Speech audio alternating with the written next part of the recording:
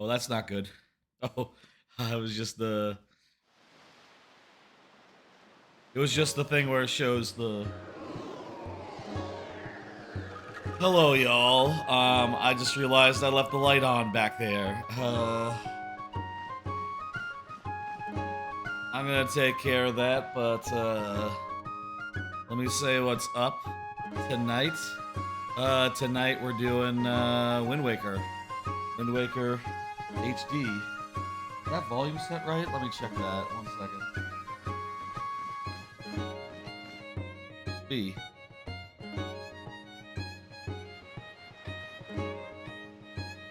Oh, you know what I think? Hey, thank you for the follow, Haley Fax. I think volume sounds good. Okay. Okay, that's good. That's good. I think it's possible that my. Let me check this again. Oh yeah, it was working. Okay, good. Just checking my stream deck, making sure it's setting it to the right volume automatically. I gotta turn off that light, and then we'll start. 1 second here. Hello, Haley Fax. How you doing? Controls. 1 second.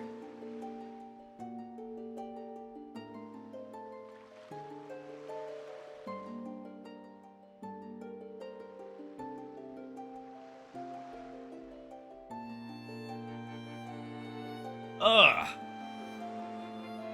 Haley Fax is doing good. I'm doing alright.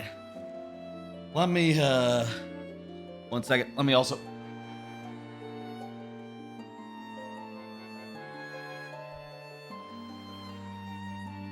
I was, maybe a little bit fast to start up before I noticed that the light was on and I hadn't set up the TV to be right yet. Doesn't matter. Hello, everyone. Haley Fax, especially, I suppose. How is everyone doing? It is, Monday, and I'm playing, Wind Waker, as I've been doing the last, couple of weeks here. As I've been doing the last couple of weeks, last week, we got through the whole, Tower of the Gods, and the Ganon, the Forsaken Fortress 2.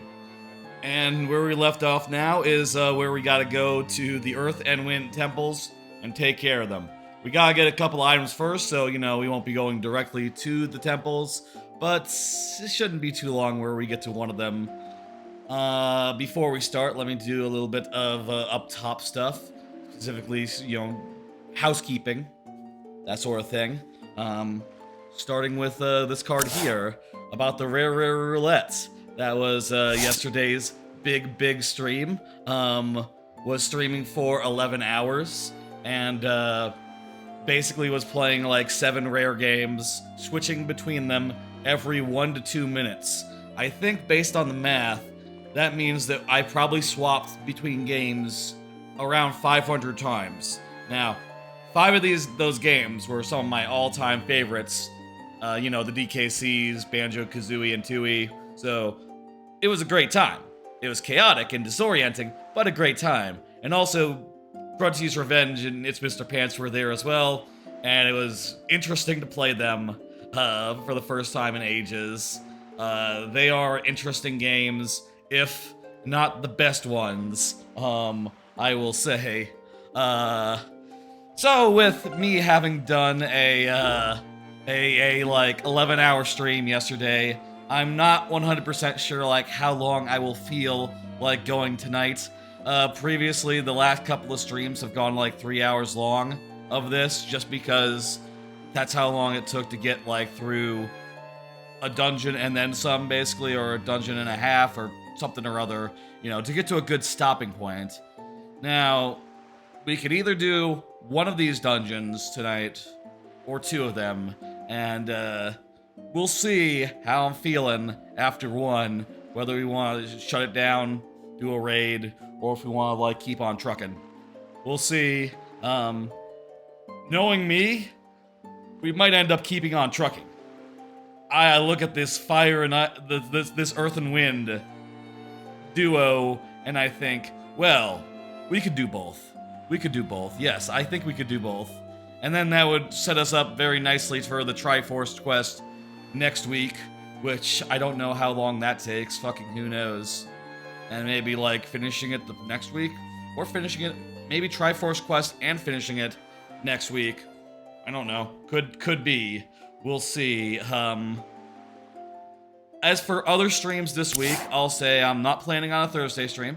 Usually would do one, but after the Sunday stream, I think I am going to take a big break middle of the week through like, Tuesday, Wednesday, Thursday. Just gonna relax and not be on stream for a couple of days. That said, I think next Thursday after next, I want to do a Game Pass stream where I look at a bunch of Game Pass games I never played. That sounds like a good time. It's been way too long since we did the last one of those. Last one of those was around the start of the year, so it's been a long time. And I also want to do a Mario making stream, maybe sometime next week. Looking at Tuesday. We'll see how I'm feeling, and see what makes sense, but I have made not enough progress on my Mario making in a while, and doing a stream of that should hopefully help kickstart it a little bit, maybe. Anyway, that's all the upfront stuff I have. I will say, don't expect a ton of cards tonight. Don't expect... Whoa, hey. Don't expect a ton of cards tonight. Don't have... it's only been it's only been like... Geez. Not that long since the last stream, and I haven't had that much time to do much of anything besides sleep, work, and play a little bit of Pikmin before starting the stream. This is where we left off, right? This is the file, right? I'm pretty sure this is the file. Let's check the camera. Yeah, this was definitely the file. This is definitely the right file. I recognize this selfie.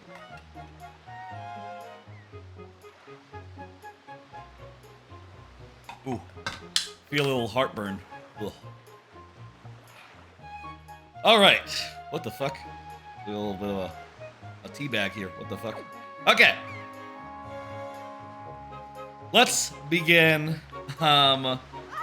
Wind Waker. Last time we also got the song of the Gales, that like fast travel song. We got that, so let's go to Mother and Child Island. Is this your favorite Zelda? Asked Haley Fax. Personally, I think my favorite has to be Majora's Mask. That was the first, and that's still very special to me. Wind Waker is among my favorite, though. It's definitely very high on the list. I'll say though, with Tears of the Kingdom just coming out, I feel like Tears of the Kingdom is extremely good. It might be the best Zelda. It's too soon to say though. But for the last 20 years, I have said Majora's Mask, and I'm not going to change that answer just yet. But let's let it sink in a little bit, and then we'll decide. I definitely feel like Tears of the Kingdom is good enough where it's like belongs on a top 5, And I've heard people say like it's the best game of all time, and I don't disagree. When I hear that, I go like, oh yeah. Yeah, that I can see it. I see the argument. That's a strong argument too. I think Breath of the Wild has a much weaker argument. I've never been like the one to say Breath of the Wild honestly was like number 4 of the year it came out, or actually number 3. I think it was number 4, behind Odyssey, behind Persona, behind Nier. So, like, I wasn't, like, the hottest on Breath of the Wild, but Tears of the Kingdom is just so goddamn good. I think it could be the number 1. I need to grab like a Tums or something. Give me a second. I'm gonna go grab a Tums. What the hell?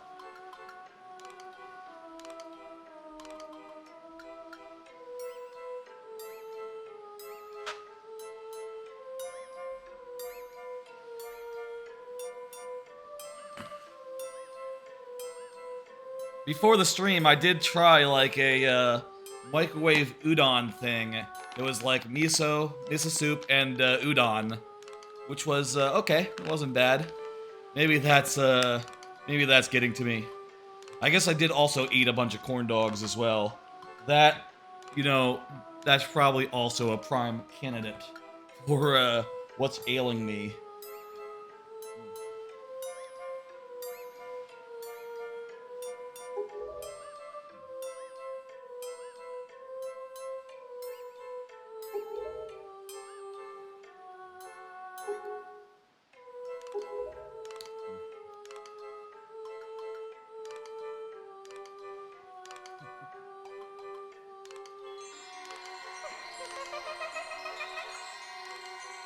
Alright, we got the fire and ice arrows. That's gonna let us go get some items that we need.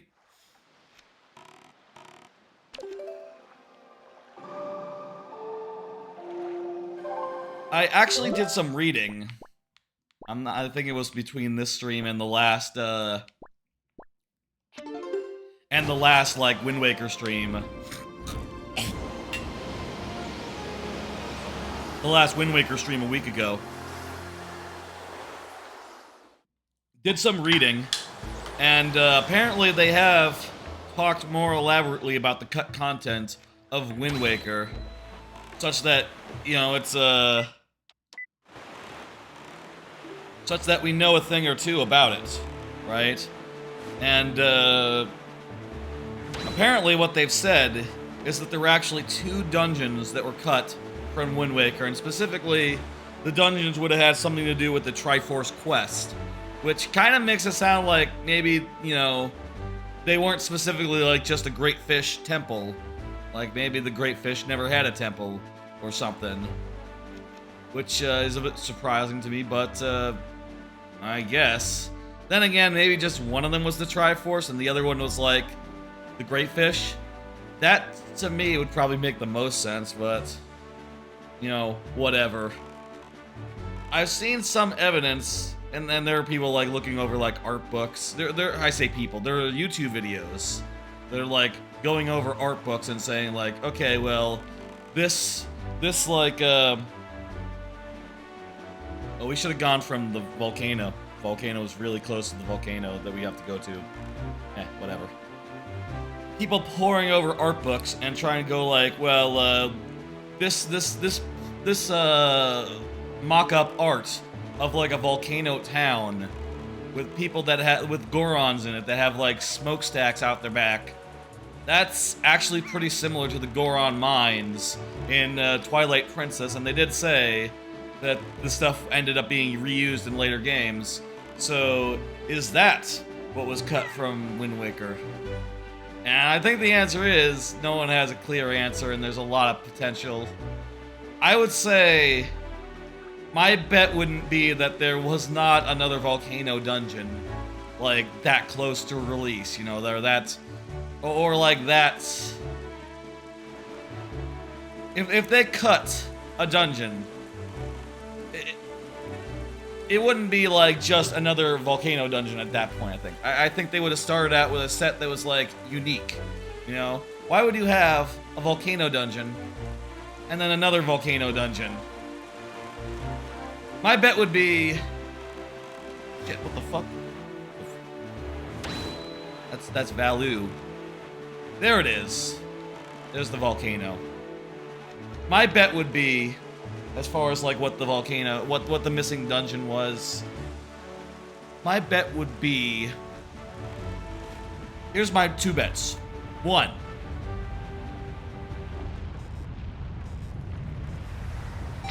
I do think Great Fish had to be a dungeon.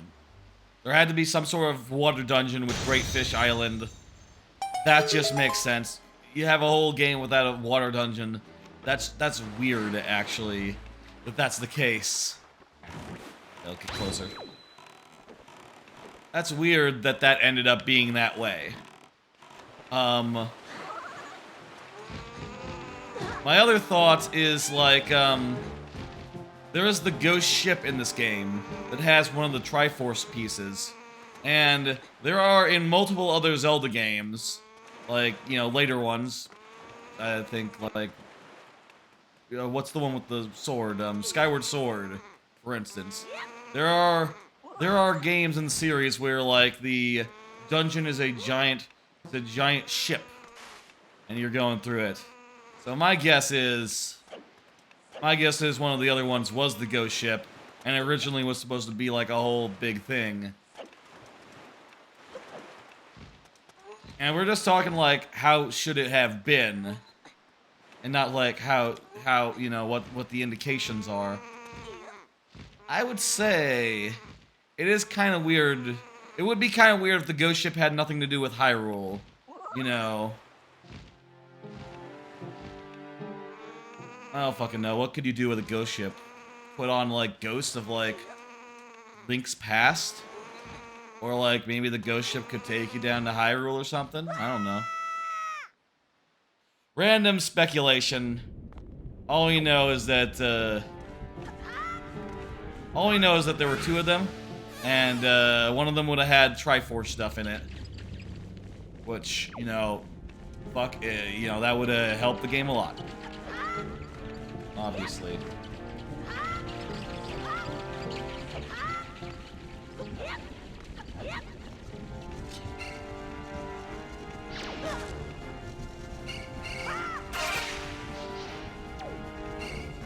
Good.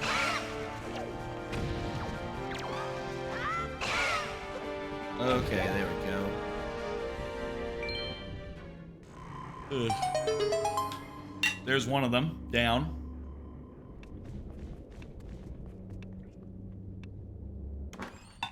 Are you supposed to have more than one Tums? How many Tums is recommended? Do not take more than 7 in 24 hours. Okay, there we go. I'll take a second one then. Ooh.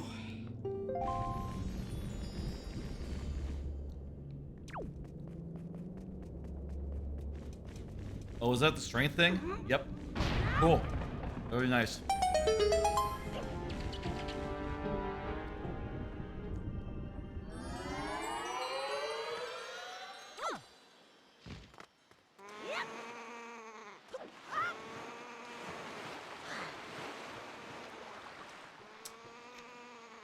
All right. On to the second one. Ice, I believe, is in the south near Outset. No, that's not right. I'll rope the Southern Ferry. I don't remember where exactly it is.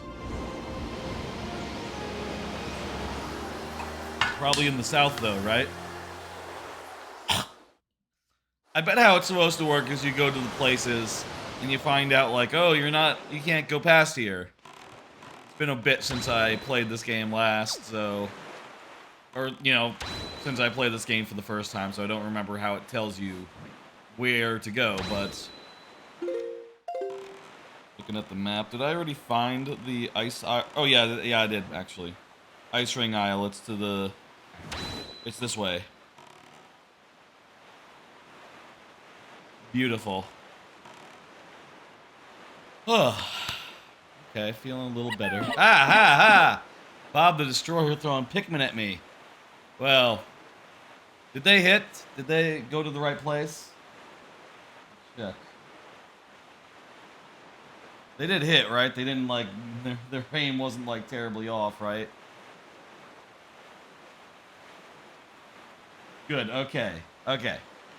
I'm usually in, like, the upper left, but for this game, all the UI is up there, so I'm down here instead. How you doing, Bob?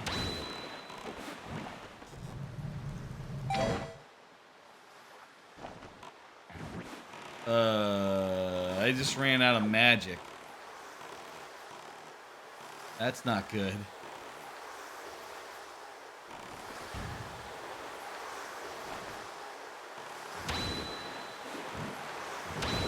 Well, shit. We'll sail back. We'll sail back, and then I'll get some magic, and then he'll sail back, I guess. And go over there back to Fairy Island. You were just playing Tears of the Kingdom? Excellent game. I haven't played that in a bit. I've mostly been kind of done with it, you know? Finished everything I can pretty much think of, other than, like, assorted side quests. I think the last thing I did was build a house. Get that whole thing sorted out. Oh, and I also bought a lot. I also sold a lot of gems, which it turns out is a great way to afford a bunch of house improvements. I had just been, you know, stocking up on all my gems the whole game, and I had enough to sell of like all of them. You know, you know what I mean? There's a person who buys gems at a really good rate. So I want to sell to her. If you run across her, you know.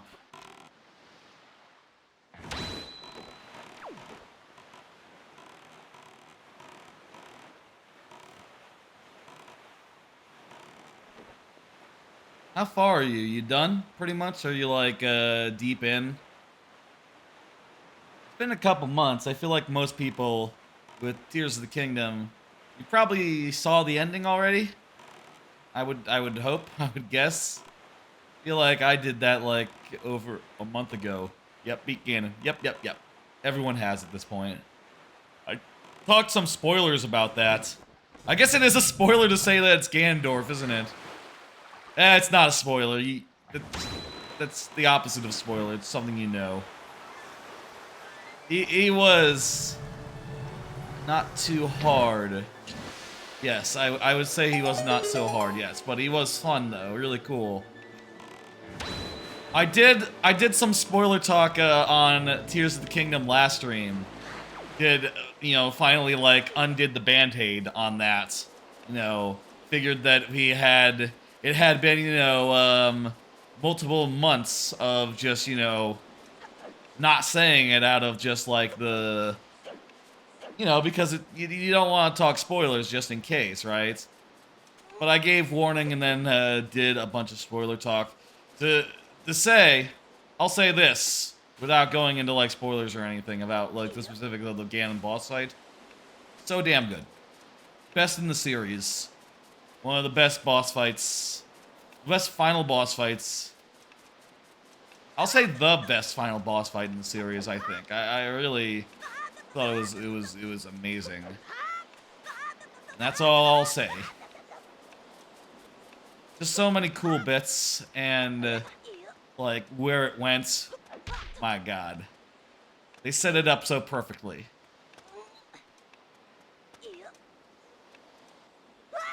Cold area is this one.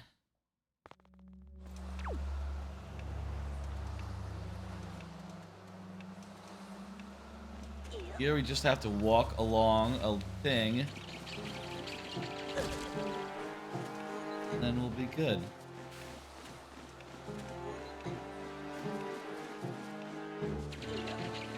Ugh. Saw someone post Malice hype not Nadra from Breath of the Wild, and someone got mad. Thought it was the final boss of Tears of the Kingdom. That'd be, you know, I don't remember who Nidra is from Breath of the Wild. Is that Nidra? Is that like a big boss thing?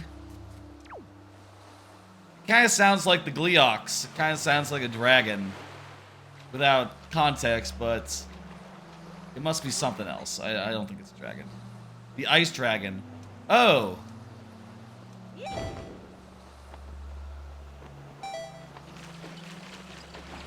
Right, I think I read on a wiki that, like, yeah, the dragons... Not like the Gleeox, but it is a dragon. The Gleeox can't... The ice dragon... The dragons in the first game can get infested. And then they become a thing. Yeah, that makes sense. I can see why they'd be confused.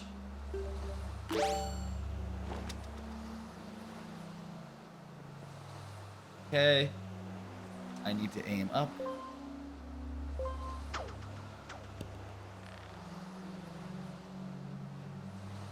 Climb. Fuck out of here.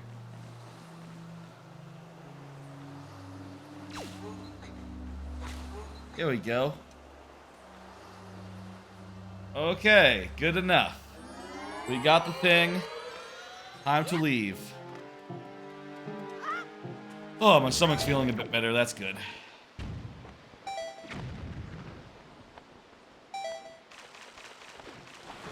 Feel like I haven't eaten very well last couple of days, considering. I don't know, sometimes on weekends, and honestly just a lot of days recently, it's like, okay, I'll get up, I'll have something to eat for breakfast, and then I won't think to have anything else until, like, dinner time.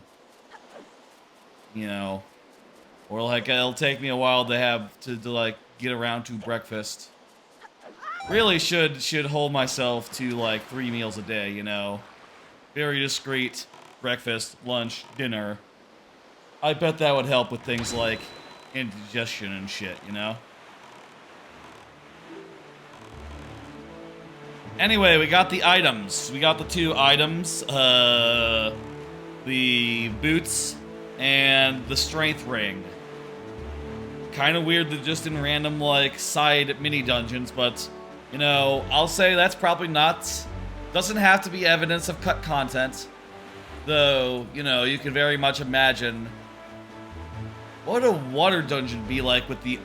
What would the dungeons be if they were those, though? You could... I guess you could imagine, like, these are the 2 items, right?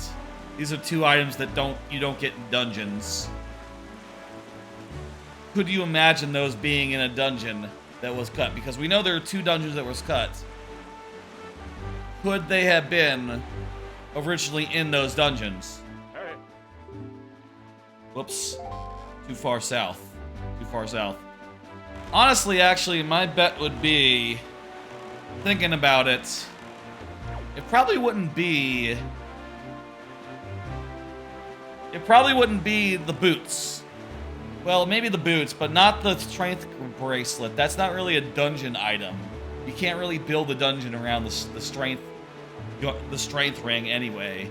It's kind of pointless. Honestly, I don't see why it's in the game to begin with. Just leave it out. And just not have big heads to throw. Seems a little unnecessary to me. You know? But it could have been... Whoopsie daisy. Here's what my thought is. It could have been that the bombs were in a dungeon, rather than being in the pirates' custody.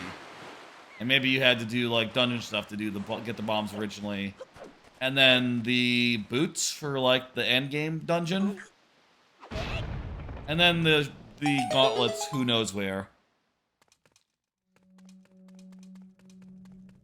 Let's learn a song.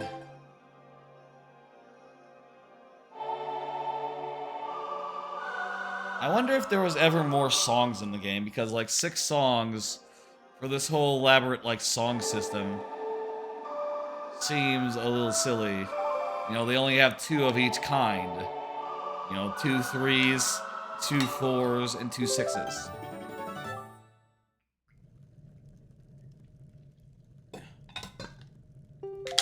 And, like, in cases...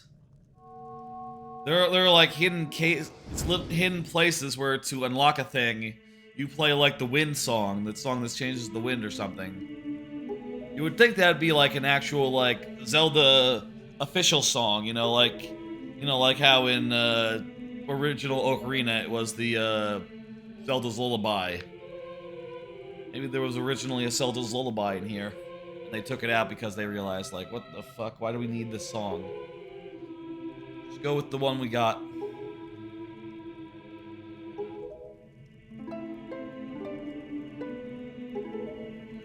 Okay. Find the instrument.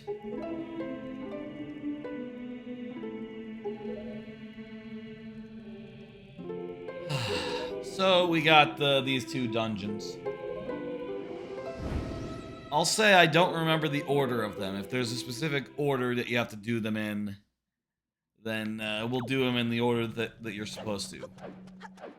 I always thought that you could do it in any order, you know, and have it so that both Medli and Makar were both on the ship of Red Lions, boat of Red Lions, King of Red Lions at the same time, but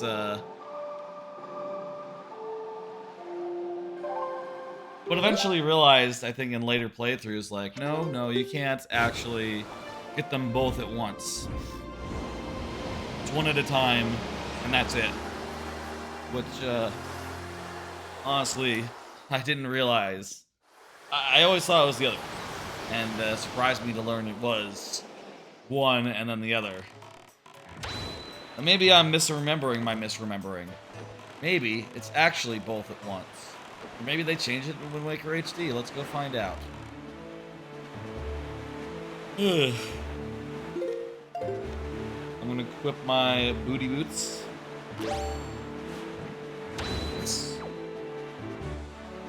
Okay, I'm going too far to the one direction. Ugh.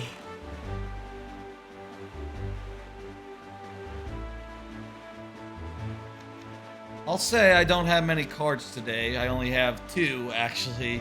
One, you know, about a game I've been playing, and another about some news of the world that's been going on. But that news that's been going on is a fucking doozy, so let's just like bust it out right now. Hey, did you hear about X? I talked about this yesterday, that Musk had tweeted saying like, oh yeah, I'm gonna start, you know, unbranding Twitter, turning Twitter into X right now. We're getting rid of the brand that everyone knows and loves, and that's gonna be great. And we're replacing it with just the letter X. And yesterday, for that stream, felt like I needed to put in a little bit of an image to like prove that, to make sure that people knew it wasn't a joke, but things have progressed from there. Oh, I need the hammer. Things have progressed from there since then. Musk has gone ahead and started the process of up, down, right, left, right. What? Up, down, right, left, right. Eh? Oh, he wasn't looking, so he didn't get it.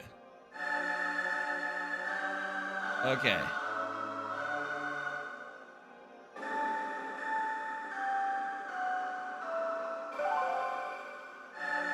So yeah, if you go to twitter.com, you'll see like an X appear as it loads, and then the X logo is just like in the upper left now, and the X logo itself, by the way, is just the letter X in a funny font that already existed. Like, people found that font and were like, what the fuck? The thing is just literally a funny font's X, and that's it. People have been also quick to point out that, like, you know, most sites that have, like, X in their branding are, porno sites. So, like, you know, the X, the new Twitter icon, fits in very well with, like, most porno websites. Which, fuck, man. The king always conducted for them back in the day. Can you picture that guy doing like the doing that whole thing? The King of Red Lions? I can't picture it. Anyway. This whole X business. Man, what the fuck, right? You see it, and you go like, what? Really? You gonna do that? Well, I'll see it when I believe. I'll believe it when I see it. And then they went ahead and did it. And well, I guess I believe that they're doing it. I am pretty sure it's a colossally bad idea. You know, Twitter and tweets and tweeting is like an established part of her culture, you know? And like most tech companies would kill to have that, you know? Would kill to have it so that like people are saying like, I'm gonna tweet that. I'm gonna tweet that. Did you tweet that? I see a tweet. This is a tweet. They would kill to have that sort of like brand recognition, you know? And all the other ones are running around being like, ours are called toots. Are you gonna say that you tooted? Are you gonna say that you're a tutor? And everyone says, no, that's weird. It's like, what the fuck? It's not that much different from Twitter. To throw that away is about the most buck wild thing you could do. You know, what the fuck are you thinking? Where you're throwing away the reason the brand is known, all the language and verbiage that has been carefully established organically in a way that's all other social media is like jealous of. You know, they're all just over there going like, we have to call our shit posts and you get to call them tweets? You branded your posts? What the fuck? How do we do that? You can't. It can't be done. We just sort of lucked into it. To throw that all away in search of the thought that like, oh, X is gonna be like the everything app. You know, it's gonna be like WhatsApp, but for America. And the answer, and like, look, no, it's not. There's no world in which X becomes the WhatsApp for America. That's not what Twitter is. It's not what Twitter would ever be. And honestly, the people who like Twitter, they're not gonna be around for much longer. You continue like this. I'm sorry, they're not gonna be around X much longer. You continue like this. I saw people say like, again, I think I said this yesterday, but someone said like, well, we're still gonna call it Twitter, right? And I said, I think very wisely I said, people aren't gonna call it anything before too long. Because, yeah, these moves, they are, suicidal. And people have also, like, dug into, like, the history of X as a name, and, like, how obsessed Elon Musk is with X. Basically, if you go right back to it, like, 20 years ago, over 20 years ago, Elon Musk wanted to call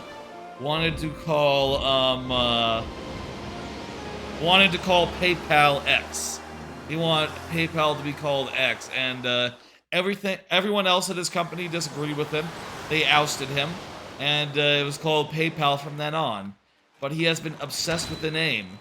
You know, like, look at some of his other companies, like SpaceX. SpaceX, apparently people note that there's like a Tesla that's like the Model X. His daughter was named like AE # XX.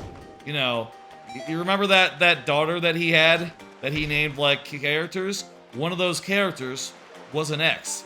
Dude is obsessed with the letter X, and you know, I don't know how to break it to him, but like no one else cares. And we don't think it's that cool.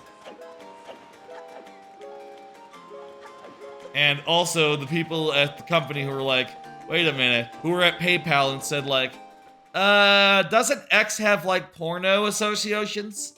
They were 100% right. The letter X does have porno associations, and it's hard to beat porno for name recognition over that character. I simply do not think you can do it. People hear X, they think porno. XXX. Or maybe alcohol. Like really strong proof of alcohol. Like in a Western. You know, like in the Wild West. Hey, hey, hey, here we are. I don't know if we can get both of them on the boat, or if we do like one first and then the other. But I came here first and she's here, so Let's do a song and get her on board. Yes, yes, the boy is pretty good. I'm gonna sing a song.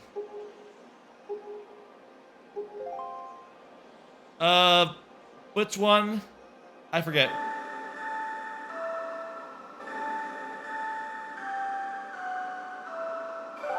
Is that the right one, or is it the other one? She's a bird, so wind god would make sense to me.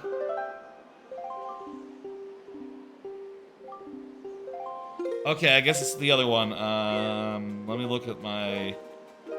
The fuck are the songs? I'm looking at my thing. Songs. Where the fuck are songs? Oh. Wait, no. I'm looking on my gamepad. I don't see something that tells me what the songs I have are. You'd think they would be somewhere. Maybe... Oh, they're on the gamepad when you're singing the song. Okay, you don't even have to memorize them now. That's... I forgot that's how it worked on this. I've been just like freehanding them this whole time. I forgot you could just like look at the switch. I'm sorry, at the thing.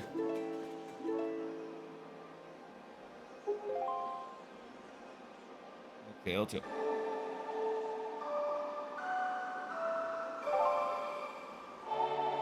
There you go. Try that one on for size.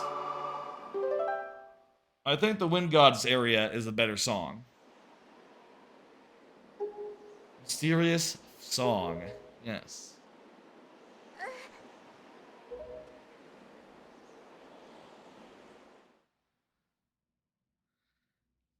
This is cool. I love the idea that this game has that it very clearly like shows like, yeah, the Zora evolved into the Rito.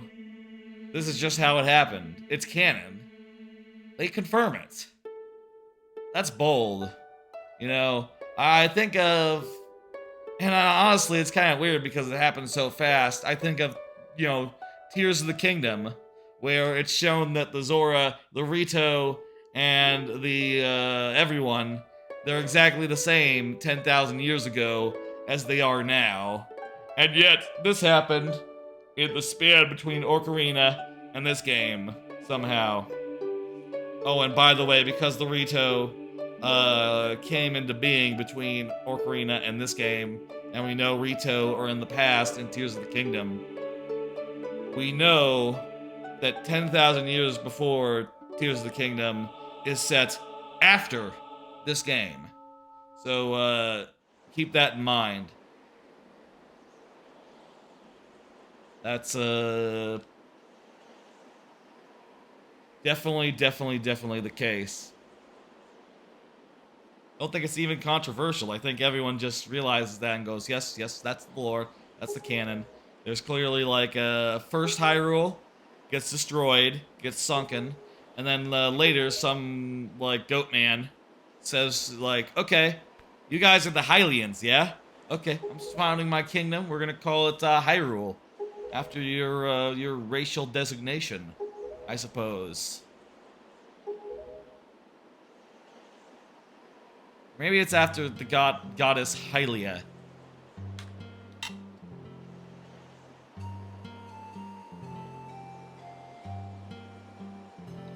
With the gods in Zelda, there's just the three of them, right? The three sides of the pearls, the three pearls, who also represent the three sides of the Triforce. But isn't there also the goddess Hylia? I guess she's represented by the Master Sword, which has the Triforce on it. I don't know. I'm not sure if I can pick up my friend Makar yet, but let's drop by and see what's up.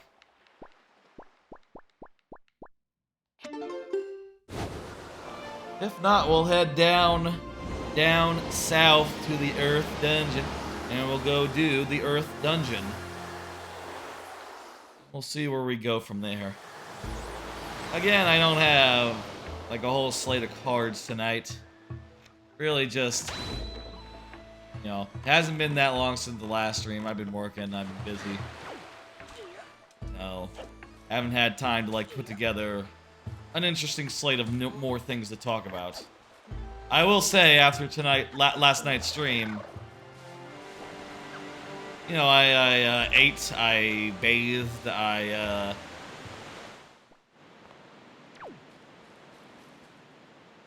Okay, yeah, he's just not here. I suppose that's what happens when you go try to get him. You find like, oh, no Makar. Well, he'll be back later.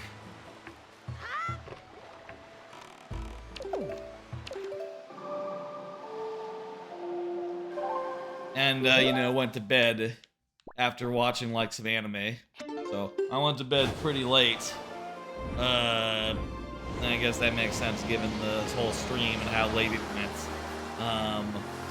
I will say, this morning, goddamn, I was so unpleasantly surprised to realize, like, oh no, it's a weekday. You know? To realize it's a weekday, that, you know, when the alarm goes off, that was a really... That's how I felt, you know? Obviously, I knew when I did a Sunday stream that tomorrow was a work day, or that the day was a work day. But when I got up in the morning, I had entirely forgotten.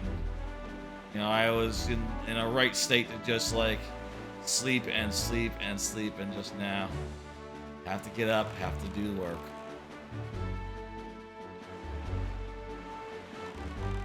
You know, hey, what can you do? And I'll say I haven't had time to, like, you know, to, like, get the VOD ready for posting of the Rare stream yesterday, so it'll probably go up sometime tomorrow, I expect. Maybe, like, in the afternoon. I just still need to, like, you know... With any VOD that I post from here, from Twitch, onto YouTube, I need to do, like, timestamps. I need to find all where the timestamps are. Those aren't really that hard because I usually do some... I usually, like, you know, before any meaningful thing going into from one to the other, I do, like, a pause and say something like, I say something like this. Well, folks... we're about to enter the Earth Temple? About to enter the Earth Temple. I just gotta play a song. Which goes something like this. And then, we'll be going into it. You see what I did there? I did like a pause. And then, long enough where I can put a timestamp without, it being in the middle of a word. You know, because I won't say anything for a second. And then, I start into the next thing, and I often start with folks, you know. I do exactly that. There'll be a timestamp right there, because, yeah, it's dungeon time. Earth Temple.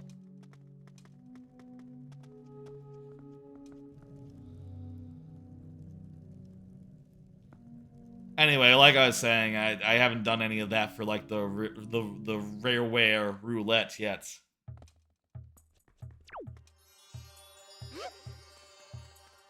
What I will do before too long, and before this is archived.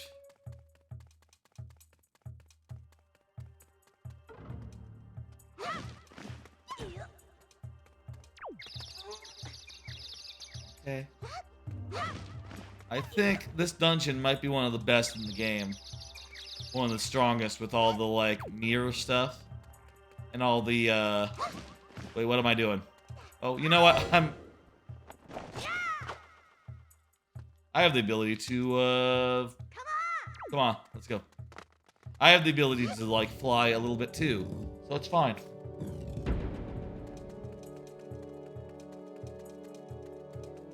Excuse me while I fight a guy.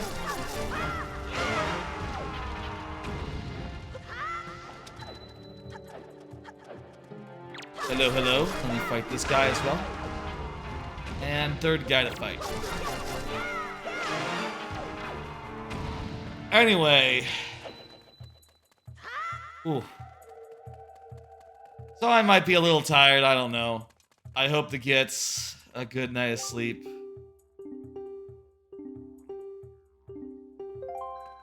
Tonight, but we'll see. I do have to do some stuff, I think.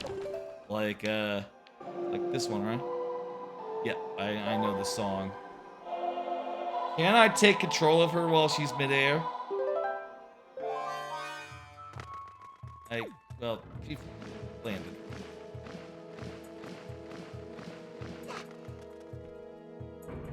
Wait. Huh? Oh, you know what? We need to do a thing with Link.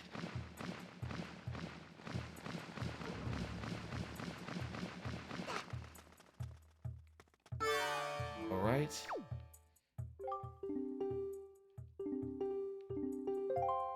Okay, thank you. Here we go! This would have been helpful in the last dungeon, but okay. Alright, here we go. 1, 2, 3, 4. I will say, I do have one more card left. I know you know, look. Like I said up top, last stream, I sort of like, thought of everything I could possibly talk about, and used it for that stream. I don't have that much left over now, but I can talk about what I played before the stream tonight, which I did instead of like, you know, instead of watching anime or doing all the other things I like to do with my time.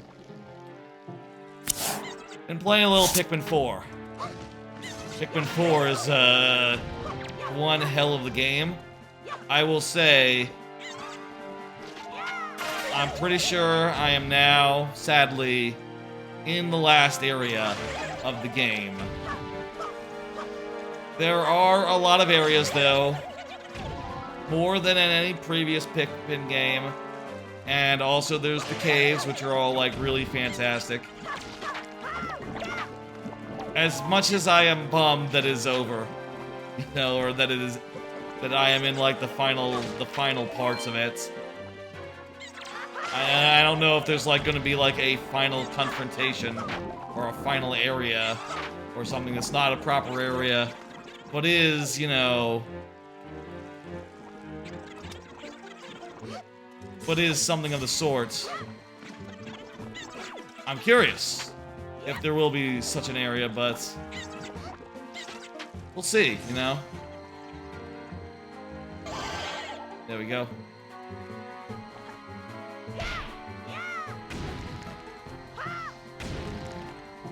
Go, got him. I'm curious if there is a final area. I hope that, like, you know, once I get...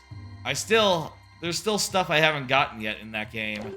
And I'm hoping that after that's all, like, said and done, there's, like, some final area to use all my stuff on. I guess maybe the assumption is that maybe they want players to, like, just take things one thing at a time and, like, constantly be moving on rather than 100%ing everything when they can. Because that's what I've been doing. I've been 100%ing every area as I go. Which means that I kind of have nothing to go back to and no more secrets to get.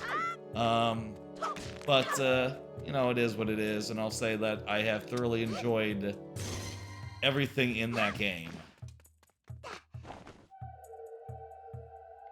I think that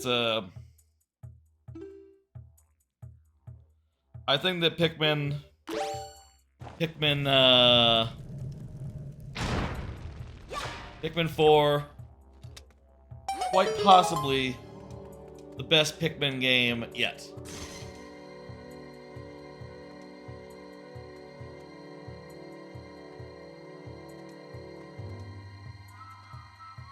quite possibly.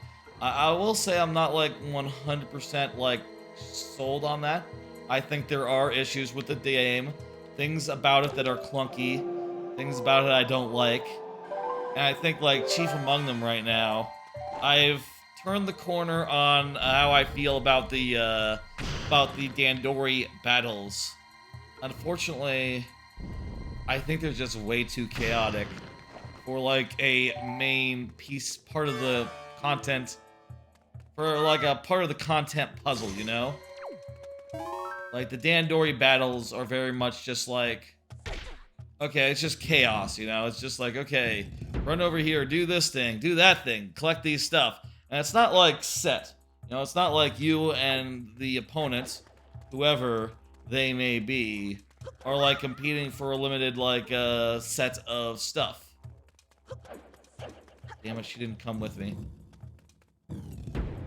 It's not like you and your opponent are competing for like a set arena, you know, or just racing to get up to some certain point. No, in that mode, it's just like tantamount to playing Smash Brothers with items. We're just like, yeah, you know, as you play,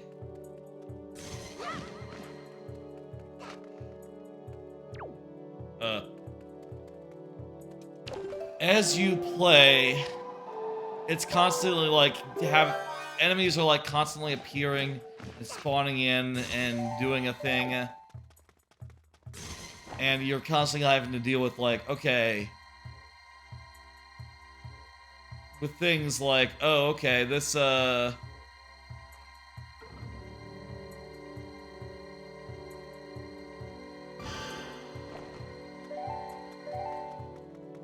you're constantly having to deal with things like, there we go, clear up that haze.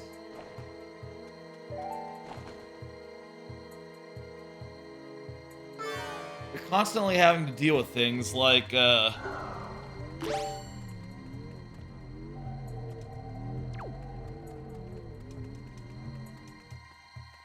constantly having to deal with things like just like random items being worth more for a random period of time, random items that appear to like screw things up further, you know, all sorts of random zany bullshit. And I just think, while it may be fine for a multiplayer mode that's like supposed to be a little bit on the party side, for like a game that is otherwise obsessed with like precision and like very careful timekeeping, to have like it all culminate in a mode where like, oh, everyone's just farting, shitting, and like bombs are going off, and oh god, here's the thing, here's the blue shell. Hey, a blue shell just spawned.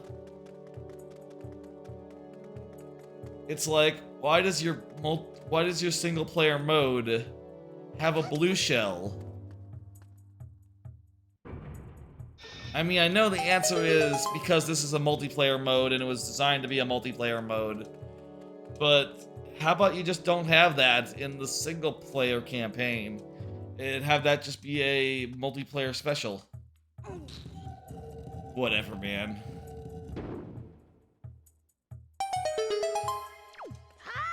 I'm still really enjoying that game. Ugh. Still really enjoying the game, but that one part is a bummer, especially because, you know, seems quite possible that might be like the finale, that the game might end on one of those. Maybe not. It has to end on a fucking actual final boss fight against like something big, right? That's my supposition. Otherwise, Pikmin 4 is a delight. It is the best Pikmin. It's basically like the best of all worlds. You know, the best Pikmin. It resembles Pikmin 2 in a lot of ways, but it's also pretty clearly its own game. And also, like, just being able to use all the Pikmin in a single game is just pretty fucking cool.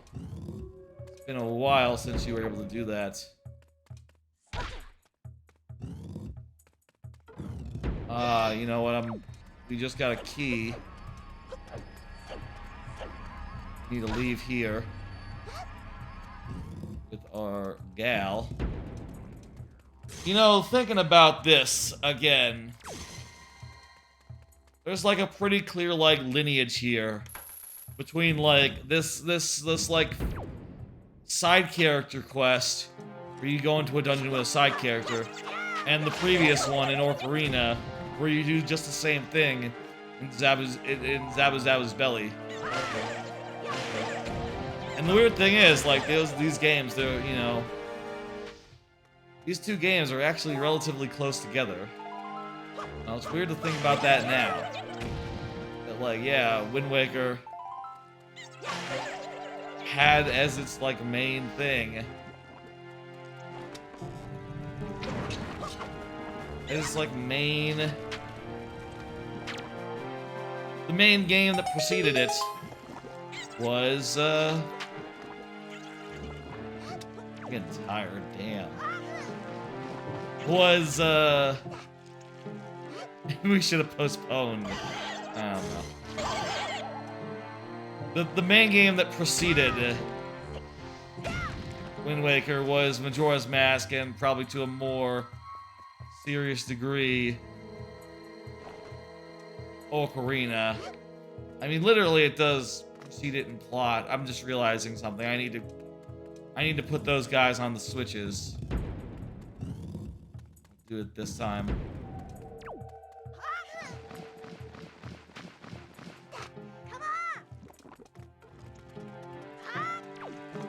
Okay. Hurt a little bit.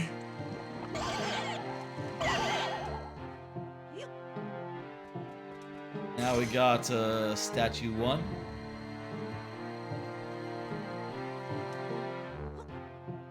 And statue 2.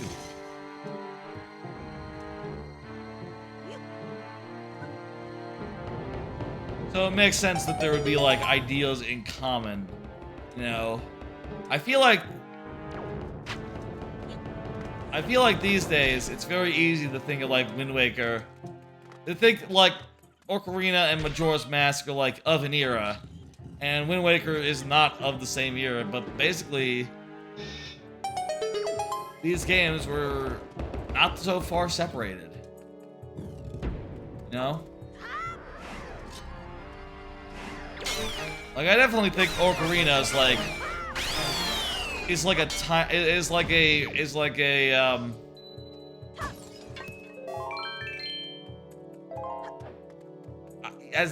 a classic, you know what I mean? It's like a generation-defining game.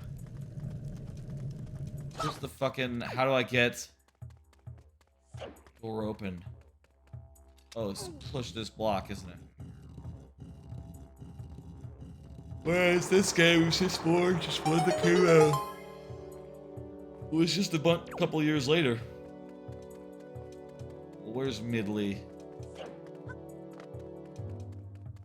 Did I leave Medli behind?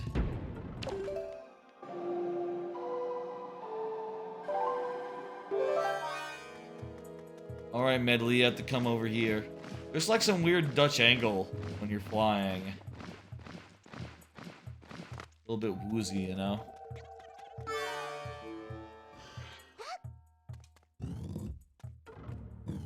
I'm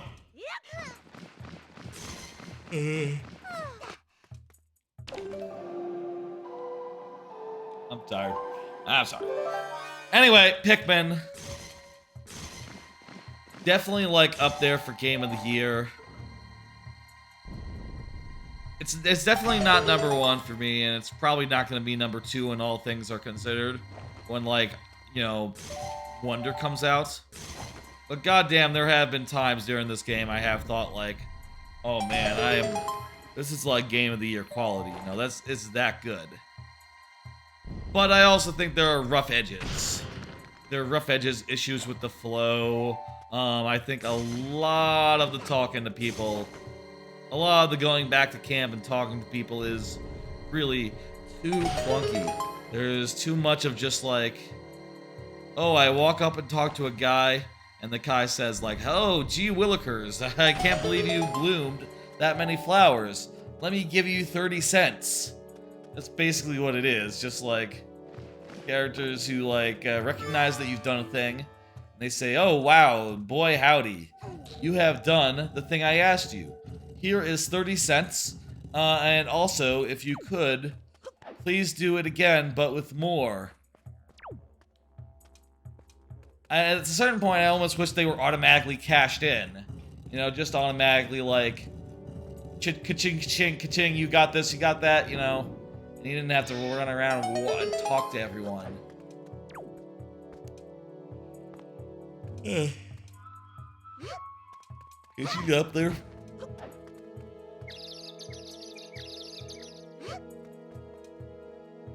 Let me see. Yes, she can.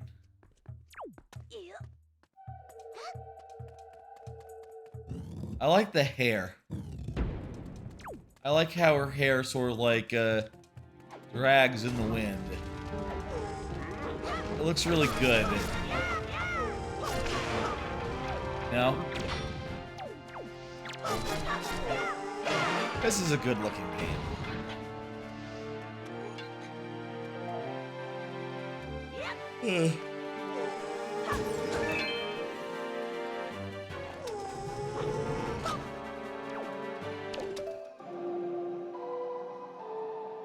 Send her up and do a thing.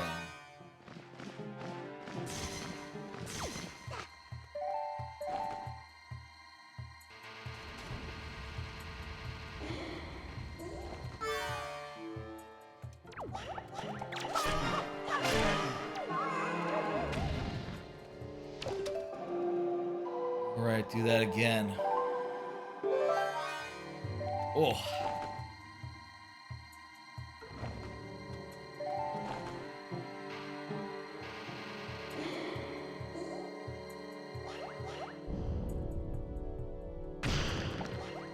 One statue.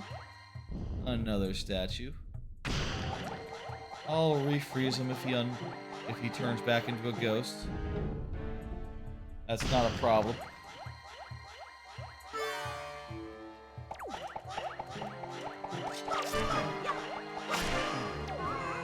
There we go. And that does that. New area for us to go to, and also, hey, here's a chest. How's about that?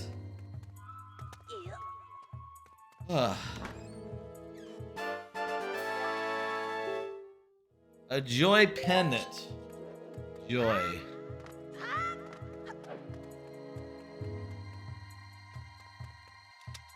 One thing I think that is... I almost feel like, you know, with where I am in Pikmin, late game, I don't want to say anything too specific because I do think that, I think people should figure out, like, how long it is, how the various modes are. I don't want to give away anything in particular about how the game works, but there's a thing in Pikmin I'm a little disappointed in at the point I'm at. Something that has made, like, collecting something that was once really good feel, like, really worthless, you know? It has to do with, specifically,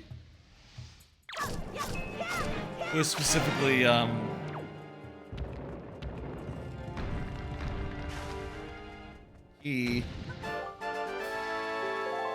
Yay.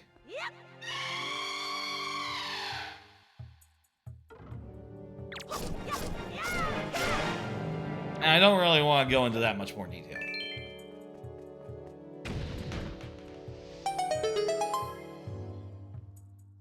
Oh, okay, I'll say this. Florlick has come up, and it's you know, pretty early on. You get a first Florlick, and you find that's how you expand your Pikmin allotment. And I'll say I was pretty disappointed to find out what happens after you, like, get enough Florlick where you where you can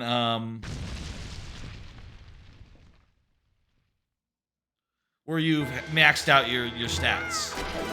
You know.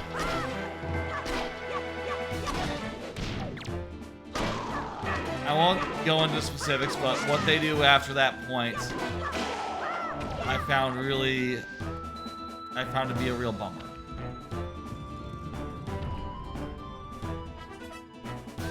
And now every time I see a floor lick, I'm like, oh god damn it. Worthless. Worthless to me now. Like, you could not get less impactful. Honestly. I'd rather have, you know, 10 Pikmin than what you get.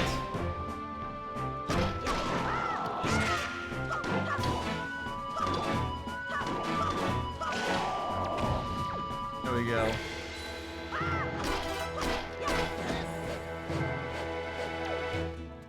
Let's kill this fella.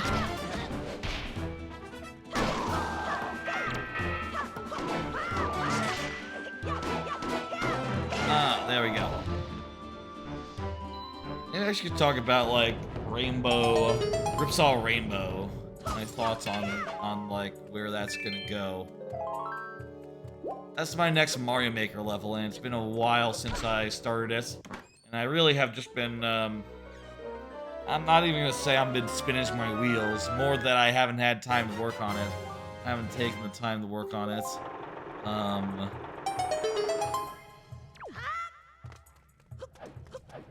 I'm just not sure at the moment, like where exactly I'm gonna take that level. You know, how exactly I'm gonna make it into a full level. Just sort of drawing a blank.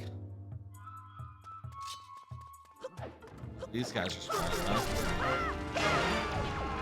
Pleasant sorts.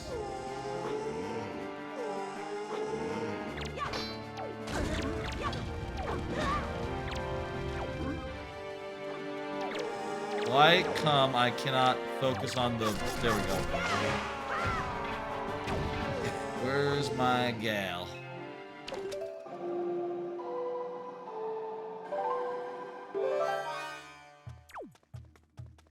There she is. Get her place.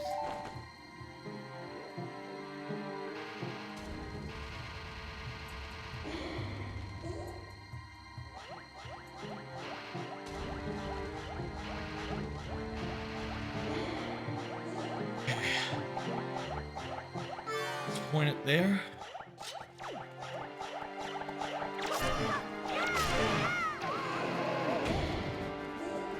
Take care of these guys.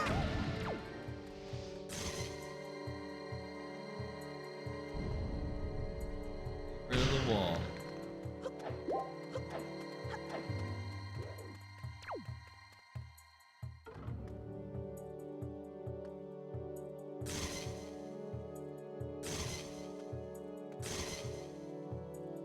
Not sure this is how light works, but whatever.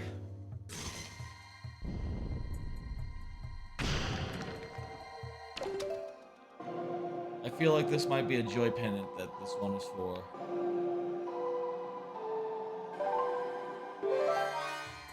Might be doing something that's strictly optional here. Whatever, it's a good idea. Oh fuck.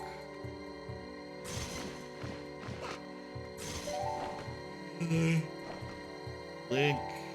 Kind of in the way, Link.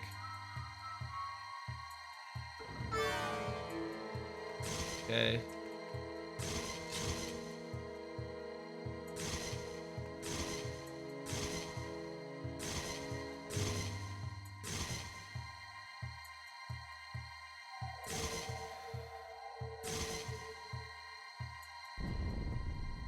There we go. Not a joy pendant, just money. Well, I guess I'm gonna need money for Tingle pretty soon here. So, probably a good thing. Oh.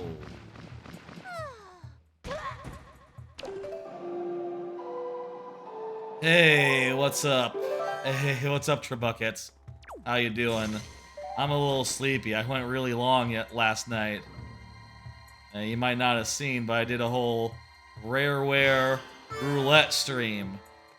You know the retro roulette that Dan Reichert did a couple of times, and also the randomizer roulette, like those two things, but a bunch of Rareware games. Went 11 hours long, so I'm a bit groggy. I guess I'm the one who needs waking up, not these wins. No, no. Anyway, I'll manage. How you doing? That's why I prefer not to have a, I feel like to not have a Sunday stream just because, you know. I like Sunday as just like a doing nothing day, you know? Let me get like the pan out. You missed out on that, damn it. Whoa, though. Lots to watch for the archive. Yeah, I still have to set that, I still have to, like, you know, do a thumbnail and all for the archive when that's going up on YouTube. Though, of course, you know, hey, it is up on Twitch. And, you know, always will be within the first 24 hours of a stream. And probably, like, 60 days thereafter. I realized recently, I was sort of wondering, I saw, like, a thing that said, like, oh, affiliates and everyone else other than partners only get 14 days of, like, VOD storage. And I think I realized what it is. It's not just partners, but also Prime users. And I do have Prime. I have Prime, you see, you know. So that's why the VODs stay around for 60 days. Because I have Amazon Prime. Pretty key, then. Considering that, like, yeah, if the VODs were just gone after 14 days, like, you know, I'd have a lot less time to like, pull clips from them, or whatever the fuck. Those hands debuted here, not in Tears of the Kingdom. I think they're just floor masters. I think they debuted in Ocarina, or before even.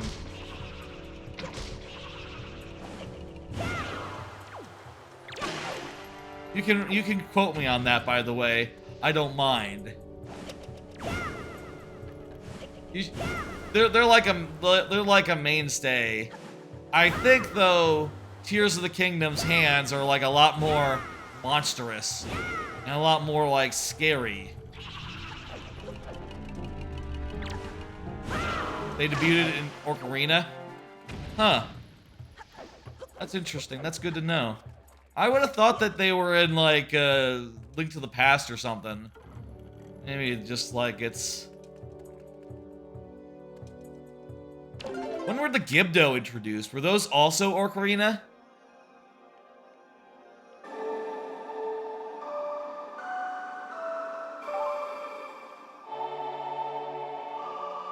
Let me see. Let me Google. I'm gonna Google. The Gibdo.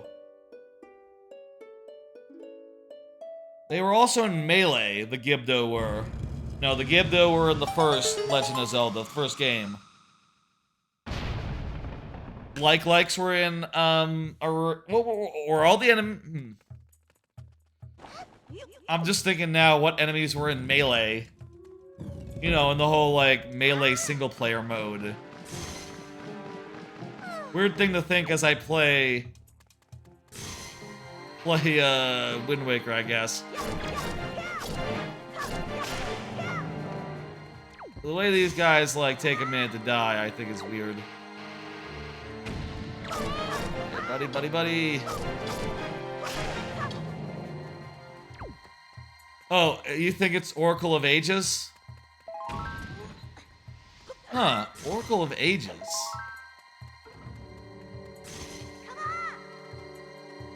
That would be the, like, one of the Capcom ones, right?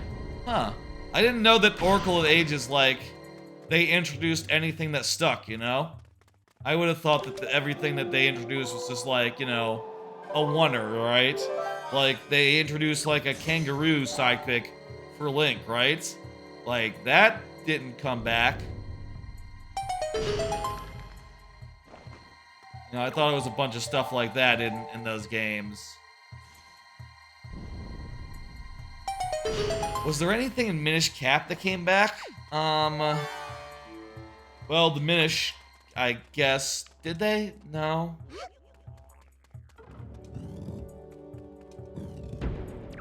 Doesn't feel right. I should pull up the map on my gamepad so I can see where we're going. Yeah, so this way is like the is like a one room.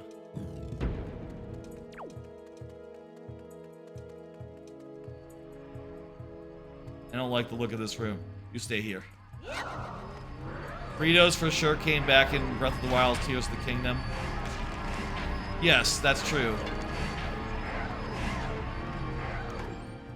What about,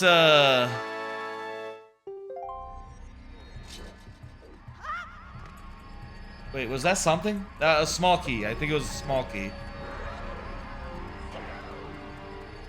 What about the Capcom games? Did anything from that, like, reappear? Like, this one isn't Capcom. Like, Minish Cap, 2 Oracle games. Did anything from Minish Cap? Okay, let's start with that. Minish Cap.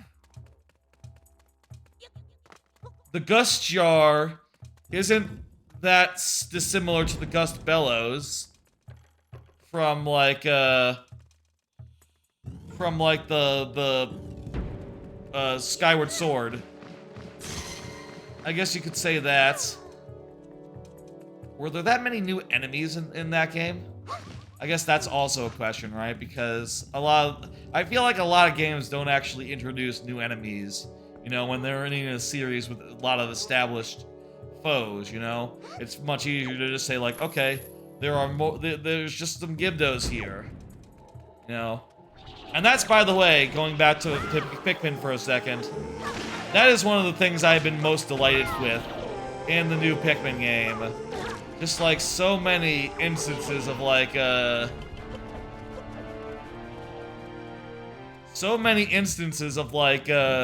seeing a new monster, or I say a new monster, seeing a new enemy, a new creature, and going like, what the fuck? What the fuck is that? It's always cool, it's always good, and I hope to see, like, a bunch more before the end. There's some good beasties in Pikmin 4, and I'll tell you, like, in a couple of the ones I've been in, like, today even, just like, yeah, every time you see a new beast, it's just like, what the fuck is that? Wow, that looks like it could be related to existing enemies, but, you know, but, like, somewhat distantly, you know? That's one of the cool things about Pikmin, just, like, overall, I think, is that there's sort of, like, a genealogy aspect to it, where, like, okay, these creatures are related, these ones are, like, distantly related, these ones are, like, look really different, but they're actually really close cousins, you know, and you can read into the lore and stuff and learn about, like, oh, how did this guy, like, develop, like, a hook tongue? Or whatever. This one developed, like, some tusks and stuff. Wow. Its relatives are, like, poofy, blubby guys. And this one has tusks. Wow. Pikmin 4 sounds rad. Have you ever played the Pikmin games? I'll say, Trebucket, there is a demo. And, the demo is just the first level, basically. The demo is the first level of the game, and also a whole bunch of tutorials. If you play that level and you find yourself, like, not feeling it, or really frustrated, or, like, you know, whatever, which you shouldn't do, it's pretty accessible. I would say that this game is, more on the easy side than anything. You can figure out if you'd be into it just from playing the demo. which is free. And I do think I would recommend for a first timer playing Pikmin 4. I also really like 3 as well. But, you know, hey, Pikmin 4 is the new one. I think it's fucking great. Has a little bit of, like... Has a little bit of Pikmin 2, a little bit of Pikmin 3, a little bit of Pikmin 1 in it. In all good proportions where... It's, like, satisfying and like, gives you the best of the whole series experience, right? And also, like, you can get every Pikmin type that's ever been in the series in Pikmin 4. Whereas in Pikmin 2 and 3, you're limited to 5 each. Basically, the Pikmin 2 Pikmin just were left out of Pikmin 3's main campaign because, really it'd be, like, hard to fit them in. I'll also say Pikmin 4 is the biggest one. I'll say I am reaching its end, and I'm pretty sure I'm in, like, the last area, or, like, the last real area right now, which saddens me, but also it's been such a good trip up to this point. You know... And again, it's longer than any of the previous games, so... Really, I'm happy. I'm very happy with it. I do think there are some rough edges. I do think there are things that I don't like. Some of the text just goes on too long, and, you know... There are changes in there that I'm not the biggest fan of, but... All in all, I'm having an incredible time. It's definitely going to be, like, high on my Game of the Year list. Even if I don't like the Dandori battles that much. I will say, the Dandori challenges, love them. The Dandori battles, the RNG 1 versus 1 split screen fest, I don't know that they should have been used for, like, the high points of the thing. You know, like the climaxes. Definitely need to check out the demo. Hell yeah, dude. That sounds great. What games are coming out? Is anything coming out this month? Or next month? I'm pretty sure, like, for my money, the next game that I'm really looking forward to is, like, Starfield. Definitely want to pick that up, like, on day one and do, like, a stream of that, like, my first time with Starfield. A lot of, you know, honestly, like, I've been enjoying doing that for, like, major games that come out, right? Doing, like, a day one stream and then playing the rest off stream. I think that's a good, I think that's good content, you know? Venba? What's Venba? I don't know Venba.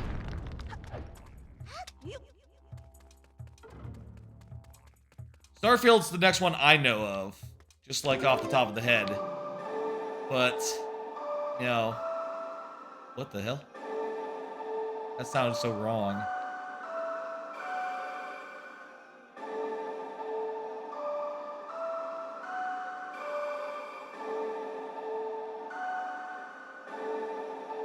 Narrative puzzle game about an Indian family moving to California. Oh yeah, I think I might have seen that in a Nindies, like a Nintendo Direct. Okay, I might check that out. I don't know.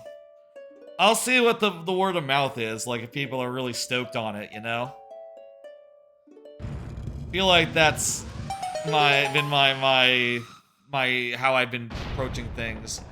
I suppose I should also, like, use this time to go back to some other games that I've gotten and I haven't finished yet, like, I still have to finish, Star Wars Jedi Fallen Order, and also, I could, and also, Yakuza, not Yakuza, it's not called Yakuza anymore. Like a Dragon, Gaiden Ishin? Like a Dragon Ishin? The Like a Dragon game that's, like, set in, the past. Like, the ancient past. I've played, like, a little bit of it, and it's like, feels dated, but I think I like it nonetheless. dated in a way that's cool. You're also looking to try Armored Core 6. Never played an Armored Core before. Well, we need our girl here. We can't go in alone. I've never played an Armored Core either, but I'll say like I'm not much of a Dead Souls person. Dead Souls? Dark Souls? Which one is... Dead Souls was the original one. And then... No, Demon Souls. What the fuck's Dead Souls? Dead Souls isn't anything. Hey, if you want to make a Dark Souls game, name it Dead Souls. That's actually... I feel like you'd get brand confused in that way. I guess the whole thing started with Demon Souls and Dark Souls. Did I mix Dead Cells with Dark Souls? I was thinking Dead Space, I think. I saw a YouTube video the other day about the lore of Dead Space, a series I've never played. And I was like, okay, I'll watch a little bit of this. Talk about like the Necro Moons or whatever the fuck. And it's like, oh yeah, that's kind of interesting. But also then I remembered I've never played those games and don't really, not really that interested in them.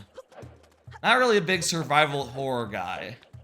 That's definitely a genre I've just never really clicked with.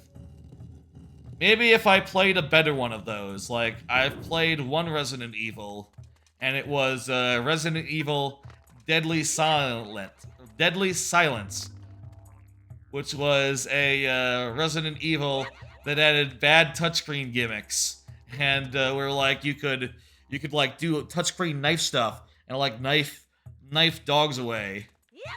That's one that Team Kayla should play. Actually, didn't Kayla say she's done with RE? Because she doesn't like it either, and she's just had to play it because people kept sending her copies. She's done though. She's not gonna play anymore. The remake was pretty sick of RE4. Have you played the other RE games, or was that your first one? For Buckets, you were saying that was your first instance of RE4 in particular. Also your first RE? Or did you play like RE2 or the other remakes along the chain, you know?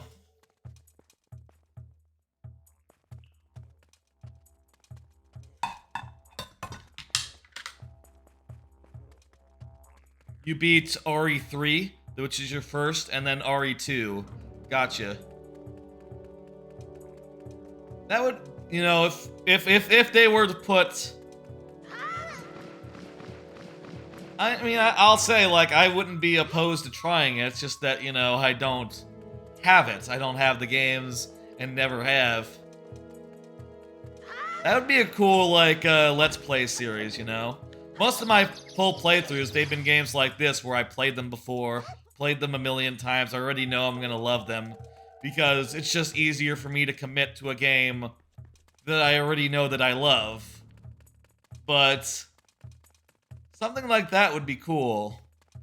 Playing through like one of those for the first time. We need to play like the song on the pedestal or something. That's kind of what it looks like, except it's kind of unprecedented. Oh, wait. No. Maybe, yes, let's try it.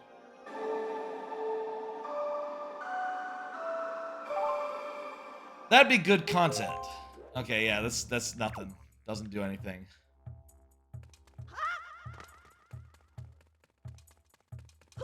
The only thing is I would have to spend like 60 bucks. Dave the Driver today? Dave the Diver. Oh yeah, I saw Dan streaming a little bit of that. Dan Reichert streaming a little bit of that like a couple weeks ago. Or like a week or two ago. He seemed pretty confused. Maybe it was just because it was late night. He was in unfamiliar surroundings and was just like barely managing to get the stream together from like a Uber, like not an Uber, from like a what's it called when you rent a house? Airbnb, from an Airbnb.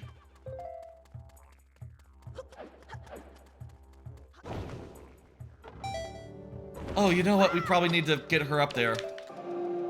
I bet she flies. Well, I know she flies. I remember that she flies, but I bet she flies up there and hits a switch and does a thing. That's the thing we've been missing here. The concept of that game is you're like a diver who goes down into like wrecks and stuff, and like you go into like wrecks and stuff, right? And get sushi, and then you do like a restaurant sim on the other end. I'm not really sure like how that all comes together from what I'm seeing, but I believe you that it does.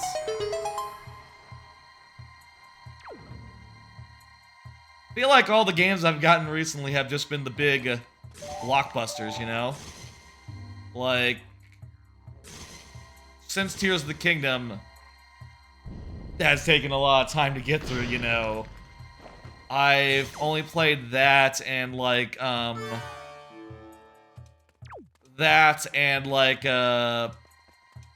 wait. Crap, I should have... I've only played that and, like, Pikmin in the last, couple of months. Which, hey, you know, those are two of the best games that have been out in ages.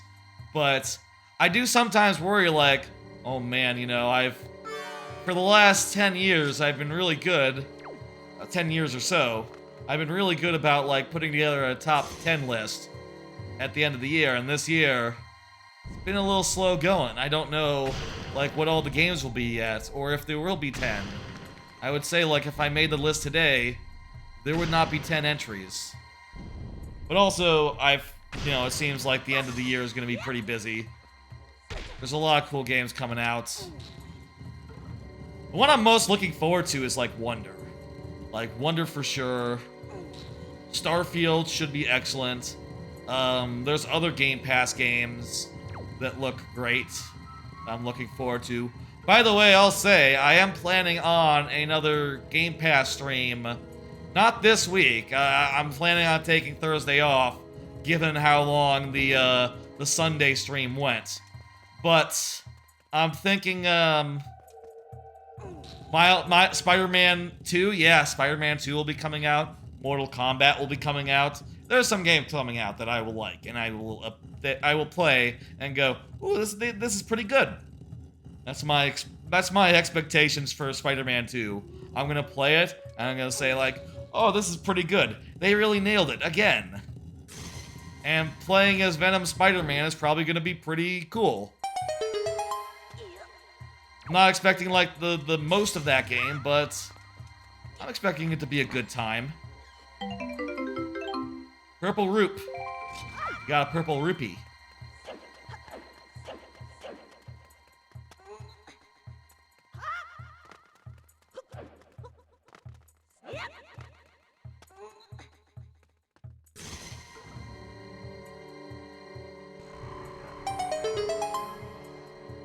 Right then, I need to kill this statue. Then we need to do a thing to get the statue behind me. Do the song again. And I think that will cover it. A lot of stuff still left in the year. I guess I do need to keep an eye on, like, indie games. I feel like I've done a really bad job about that this year. You know, there was a whole time where I was, like, really behind on all my podcasts. And just, like, not listening to any gaming podcasts in particular. And I sort of just had no idea what was coming out. And then eventually, as I did catch up, listened to a bunch of min-maxes and some fire escapes, I did learn about a bunch of games that came out in the time where I wasn't paying attention, you know? And off of that, bought, like, Ishin, bought, like, I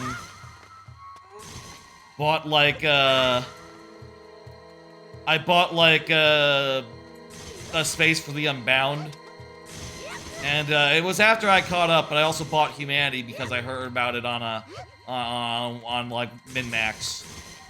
And you know, it's been nice to like actually be paying attention for once and, you know, play a couple of the hot new indie games that are hitting, or the hot new games, you know. whether they're indie or not.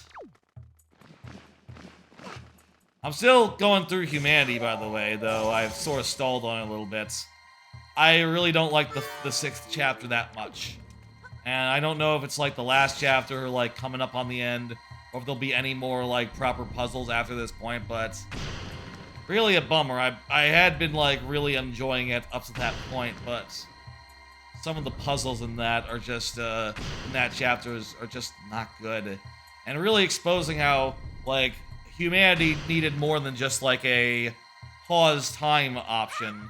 It needed a rewind time option, because sometimes you make a mistake and you realize like, well, it's just gonna take me a couple of minutes now to re-input this puzzle solution that I already know and is already like super obvious to me. No. I was really digging it at first, Humanity. You know, sort of a top-down puzzle game where, not top-down really, but a puzzle game where you're playing like a dog and you're guiding around a horde of humanity, a Lemming style. The conceit, the concept, the way that it works is really cool. Some of the places that it goes are just nonsensical, and I just think don't work. Where's the eyeballs? Oh, there's the eyeballs.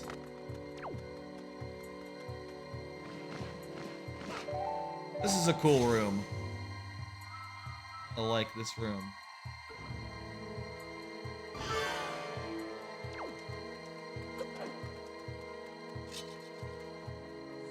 I guess the idea of having like two people that you steered around is pretty cool.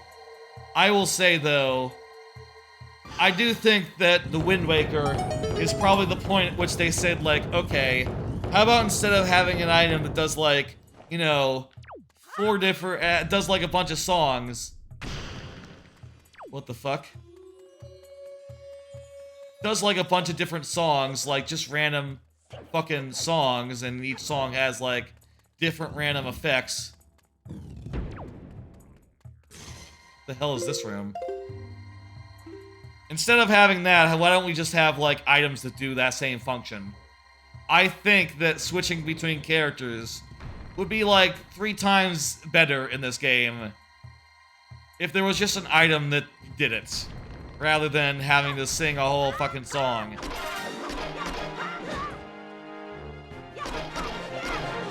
Or if it was just as simple as like selecting it out of a menu.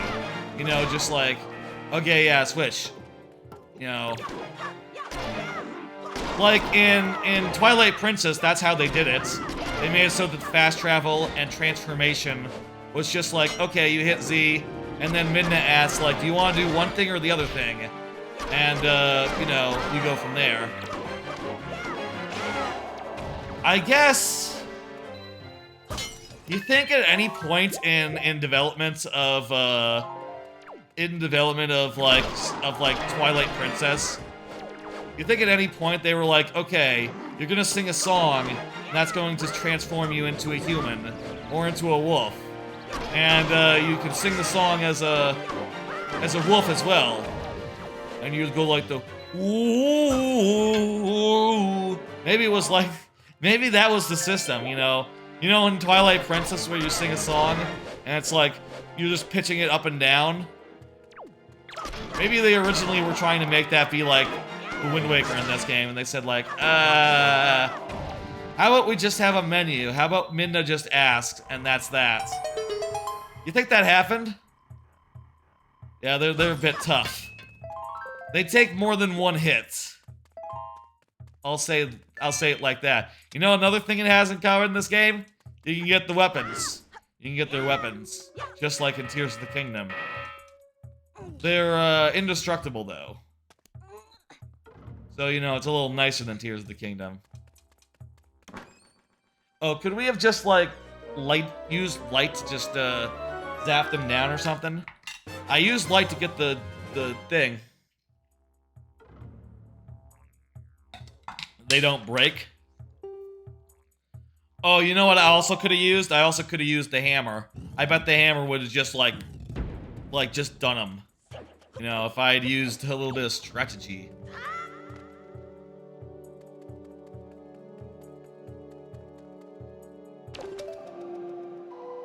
He's in an inconvenient spot, but whatever. Ugh. Let's talk about X again. How about we talk about X again? I don't have any cards tonight. I'll say Trebucket. I made like 50 of them for last night's stream, or yesterday's stream. It was, you know, from the afternoon into the evening. And most of those were anime, I'll say. Though I didn't do them all. I didn't do them like spread throughout the stream like I've done on previous big long streams. Instead, I did what I called the anime hour and just like limited myself to. I know I just said we're gonna talk about Musk and Elon and X, but then I realized like we could talk about the anime hour instead, which let me talk about the anime hour. That was a thing I did last stream, where like on previous big long streams I've used a lot of the anime that I've been watching just to like have something to talk about throughout. You know, because I watch a lot of anime, I have a lot of simulcasts. I can just very easily like sprinkle in all those throughout a stream to constantly give myself something to talk about. I chose instead last time to say, okay, anime hour, set a timer for 1 hour, and go. And I can only talk about anime in this hour. And you know, had to summarize some 20s, probably like 20-something different animes, and also like say how I felt about them in 1 hour, and it was pretty well timed. It came down to like the last minute essentially, which was pretty good. It was pretty well timed at that. I'll say my plan, I really enjoyed that. I think it's good to like contain the anime to like a subset of a long all-day event stream rather than have it be like just, you know, the main topic of conversation. Also, it makes for a fun challenge to like speedily get through my thoughts on each one, you know, just so that we can get through everything and I don't have to like rush at the end or anything. I think we'll be doing that again. You're filling out a Studio Ghibli playlist, or watch list, sorry. That's nice. Which ones haven't you seen? I guess I haven't seen like most of them either. I've seen like Princess Nausicaa, I've seen like Spirited Away. I've seen the one about like the like what the fuck was it? The one, Ponyo. I've seen Ponyo. My Neighbor Totoro, obviously. Porco Rosso. I think Porco Rosso is my favorite. Porco Rosso. And I probably have seen like one more, but I guess there's a lot of them I haven't seen. I think I saw the one that was like the borrowers or whatever. You know, I like the idea of like little people that are running around houses. That's just a fun concept, you know, in fiction. I guess that's Pikmin as well, also. The Pikmin are the captains are the borrowers. The castaways are the borrowers. The Pikmin are the tools of the borrowers in this case. You haven't seen any? Wow. You should watch My Neighbor Totoro. And Porco Rosso. Okay, Porco Rosso I would also... That's my favorites. But, look, man. Porco Rosso, that's like one of my favorites. My Neighbor Totoro, you just can't go wrong with it, you know? I would also recommend some of the action ones. They're pretty good. There's one that's like, yeah, Princess whatever of the Wind. Princess Mononoke of the Wind or whatever. There's also the one that's like set in a post-apocalyptic future. I've seen that one too. Those two kind of blend together in my head. Princess Mononoke and the whatever one is like post-apoc.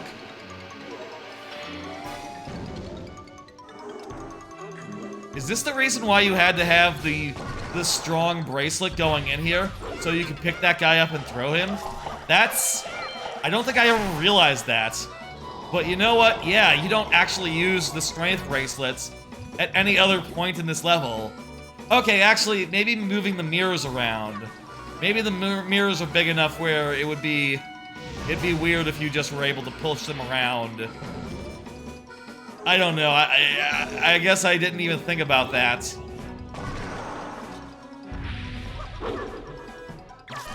I feel like the strength bracelet is always the one Zelda item where just leave it behind. You don't need it. It's not even that much of a magical ability, you know, to like be able to lift strong things. Just make it so that Link can do that from the start if Link needs to do that. Totoro seems like a classic. It is. Kiki's Delivery Service. I've seen that one. Kiki's Delivery Service is a great one. Am I forgetting any that I've seen? Probably.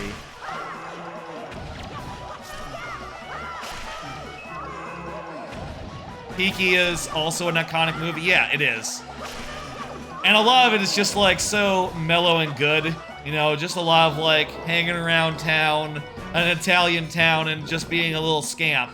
You know, being a girl in the city is a lot of that movie, and it's nice. It's good. It's fun.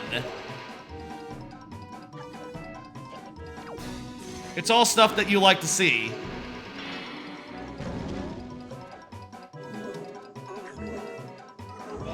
Are all the Ghibli movies still on Max, the one to watch for HBO? God, I should rewatch some of them as well. It's been a long time since I've watched, like, most of those movies, I'll say, to the point where, you know, I've been doing, like, anime. I do AniList, which is a website where you track, like, the anime that you're watching. And also, you can put in, like, review scores for them. And in the notes field, I like to put, like, letterbox-style reviews for them. And, you know, since I made the account, like, 4 years ago, I like to re-review anything that I made, like, that I made a review of back before, like, originally. Because in a lot of cases, those first reviews that I made while I was signing up were just like, I liked this one. This one was good. I don't remember that much about this one. And I want to replace it with, like, reviews that are, like, accurate and reflect how I feel and are, like, unique to the thing. Again, I say reviews, what I mean is a letterbox style review that is in the notes field, because they don't actually have, like, they don't actually support, like, letterbox style reviews. If you want to do a review in AniList, you have to do, like a 6-paragraph style review. You know, a long one, which I just don't think is a very good way to review things. I'm not a fan of that format, so I just don't engage with it. But I'll say, like, since the last time I don't think I've re-reviewed any of those movies. So that would mean that I haven't rewatched, like, any of them in the last 4 years or so. Maybe 5 years. I forget when I signed up. It was like 2019, 2020 or so. And, you know, pulled all my anime into there. Unless you want to make a blog, you prefer a 1 to 2 sentence review, like a letterboxed. I try for around a paragraph. My goal is a paragraph. In Backlogged, I aim for 500 characters because in Backlogged, which is a site for reviewing video games that actually does do the letterboxed style thing, it's actually like backlogged in the same way that letterboxed doesn't have an E, you know? It's the same way. In the case of Backlogged, if you go over 500 characters, they do like a see more, you know, ... see more. And I always want to avoid that, so I aim for a below 500. But I want to, like, use all my space to, like, accurately and individually describe the movie. Or the game, I mean. And in the case of anime, I aim for, like, 8 lines, so maybe, like, 700 characters or so, by my estimate. In reviewing things that way, I always aim for, like, okay, I want to be complete. I want to get all my thoughts out in the space that I have. I want it to be, like, unique to the anime or film in question. You know, I want to write a review where when you look at it, you know what it's for. You know, it couldn't be for any other thing because, you know, it's not like there's multiple things that are, like, it's not like there are. It conveys what's unique about it, in addition to being like, it can't be something just like, oh, it's really good. I liked it a lot. It's nice and long and it feels very good to play. Like, that could be about 100 games, you know? That could be about 1,000 games. You want to, like, put in something that, like, speaks to its individual charm.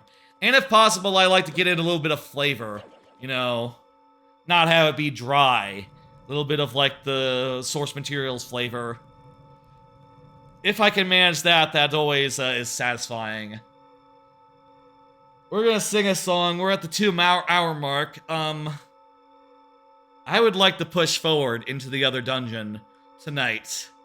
That's what I would like to do. I know I was flagging a little bit earlier, but a little bit of conversation perked me right up, you know? I guess that's one of the good things about having cards usually. I can pull one, and then, I'll have something to talk about, and, it'll keep me going, you know, even if we're in, like, a lull at the moment.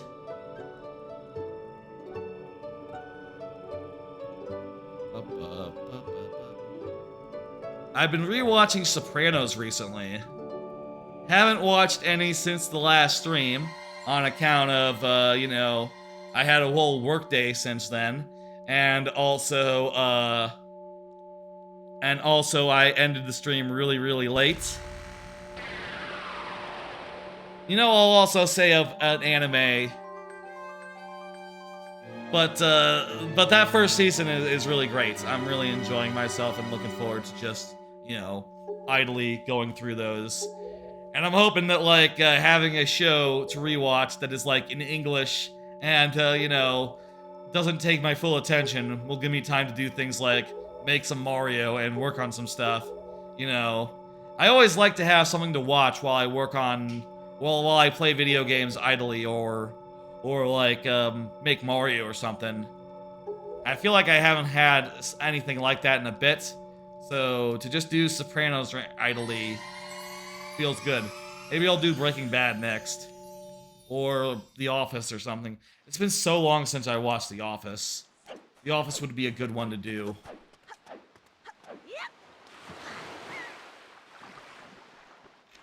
Yeah, it really does. Sopranos. It's also nice that it's on, Max, the one to watch for HBO. Which is, a service that I have. I kind of don't have Netflix anymore. I could, my sister did offer, she did say, like, hey, you want me to just, like, pay a little more and give you a separate login? And I said, nah, I'm not using it that much. Save your money. But I might, like, resub for, like, a month or two or something at some point. I might give her $10 and say, like, hey, do a thing. Or whatever, I don't know how things are gonna work out with Netflix. Seems like a lot of people are biting the bullets. I've heard that there's, like, good press out of, where are we going? We need to go down to, Forest Haven. We need to go to Forest Haven. I've heard that there's good press out of,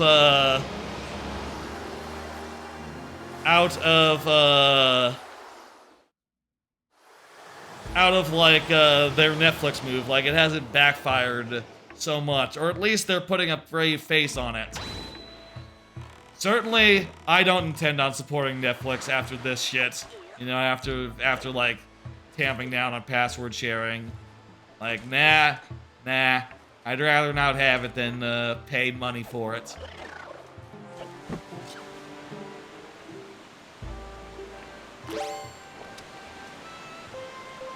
I also do look at that and say, like, well, I'd like to rewatch The Office. The Office is on that other service. What's it called?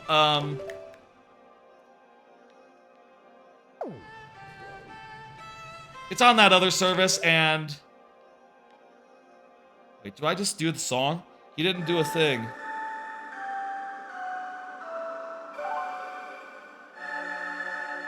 Is this gonna work?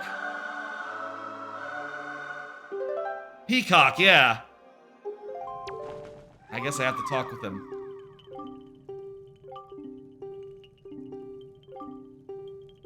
Yep, we hear the song. How about here? Yes, there we go. Yeah, I would sign up for Peacock for like a month or two to rewatch The Office. I do think that, to me, I think there was an era where, like, when you signed up for a streaming service, what you're looking for is, like, something that you don't have to think about, right? That's just always there. But I think in the future, we'll be looking more for just, like, okay, streaming service, let's sign up for, like, 2 months, 3 months maybe, and watch, like, all the shows that are on it, and then unsubscribe, and subscribe to something else, you know? They look the same, yeah. Well, it was a good-ass design in the first place. They didn't have to change anything. I don't know how I'm gonna do this in the VOD, how I'm gonna timestamp all this, because clearly this is the stuff between Earth Temple and Wind Temple, but it's all very, like, minor. And also, will be there in, like, 2 minutes. So, I guess it's just a 5-minute segment where we talk about Sopranos and, Netflix and, stuff while we pick out a guy and take him to a place. No problem. Alright, we're heading to the place. Let's go ahead and do the thing. Wonderful. They could maybe be done with this dungeon in like an hour. At which point we'll still have like a stream that has been consistent with the other 2 streams. I will say last week, when I was ending around 3 hours, I was thinking like, oh man, this feels like really fast to be ending a stream.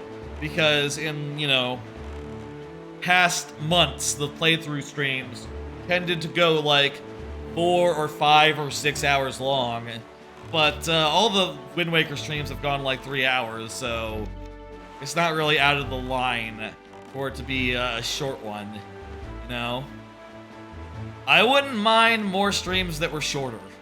You know, I also have to reckon, like, you know, I bet the YouTube VODs, I bet people are more willing to be, like, to go through a 1-hour VOD versus a 6-hour VOD, right? Whereas, I guess it's different for like, the stream, right? For a stream, the longer it goes, the more people can find time to tune in, and the more people can happen on and realize, like, oh, it's going. I'm gonna go watch, like, an hour of it or so. You know, the more people can do like that. Whereas for YouTube, you know, maybe for the VODs, makes more sense for it to be the other way.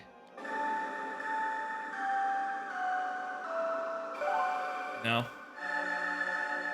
Hey, you know what this is? This is the Wind Temple.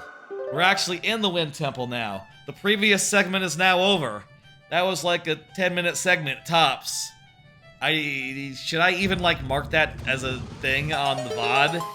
Maybe there just should be, like, entering the Wind Temple, or... Nah, not entering. The Wind Temple. The Earth Temple, the Wind Temple. Those are the two segments. 2 major segments. Also, going around and getting, like, getting items, I guess, will be the first one. Did the Korok still make, like, the jingle bell noises? They make something like that, right? What is that supposed to be? Like, are there trees? That's right, the Korok is our companion. Have you not played, Wind Waker? Have you not played Wind Waker before, Trebucket? Maybe you didn't have a Wii U or a GameCube. I guess, shit. Those are 2 consoles that not a lot of people had, to be fair. I guess a Wii. People had Wii's. Okay. Hang on, let me switch to the hammer. I bet the hammer is going to be better for this.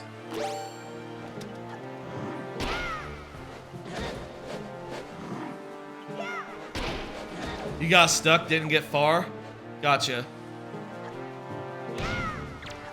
Yeah, so now we have a companion. Our friend Makar is our buddy.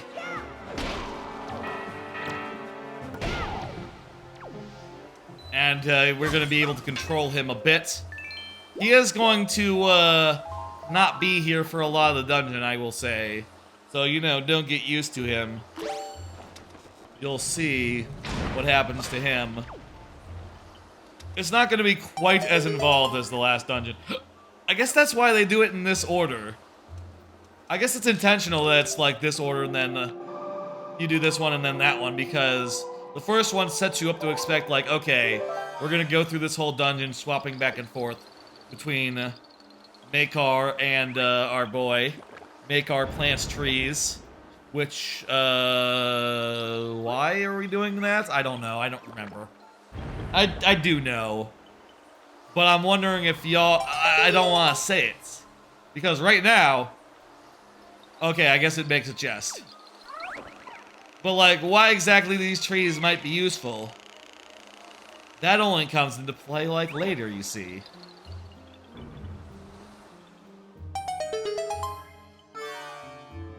Again, I'll say I think this game would have been improved if it was just, like, on a button.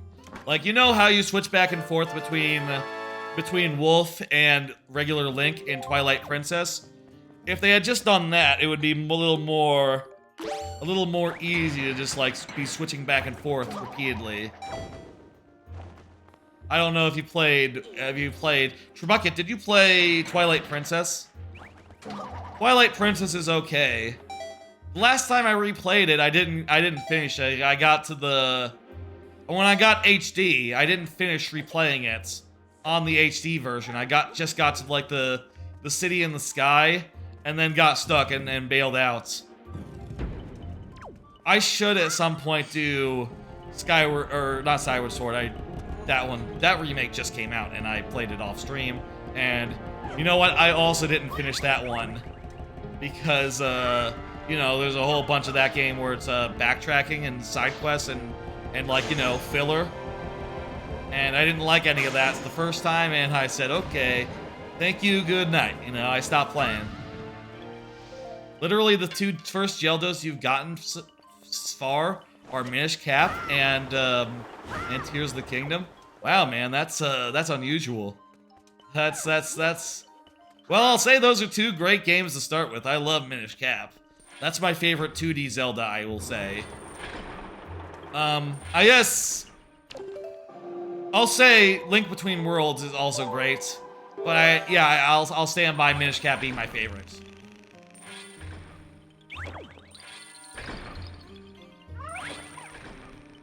This game is very charming, I'll say. I think, like, a lot of its appeal is in its boundless charm. And its cool visuals. And its, like, personality.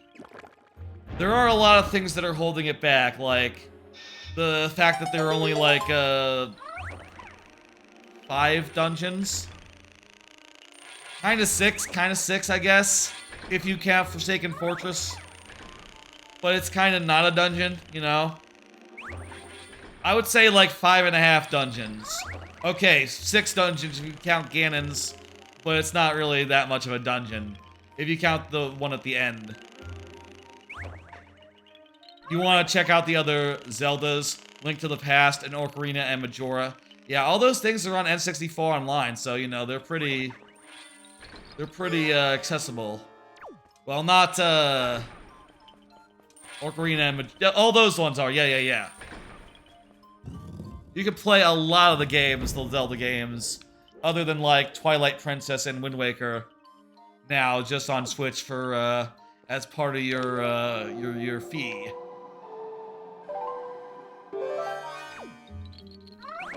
I will say of this one, the Strength Gauntlets, which I, again, will say I think it's kind of a worthless item to put in a Zelda game. The Strength Gauntlets I don't think really contributed much to that game. But I think in this game, the boots, the iron boots, or this dungeon, The iron boots actually do contribute a bit and are used cleverly. I guess first off, with that thing where you step on a thing and if spring goes off using the iron boots, that's pretty cool. There's also another thing later on. Oh no! Our fella got stolen. That's right. This one's not so much an escort dungeon. Our guy gets kidnapped, and that's all she wrote, pretty much. We won't see him for like a while. Oh, I stand corrected. There he is. Hey, buddy, what's up?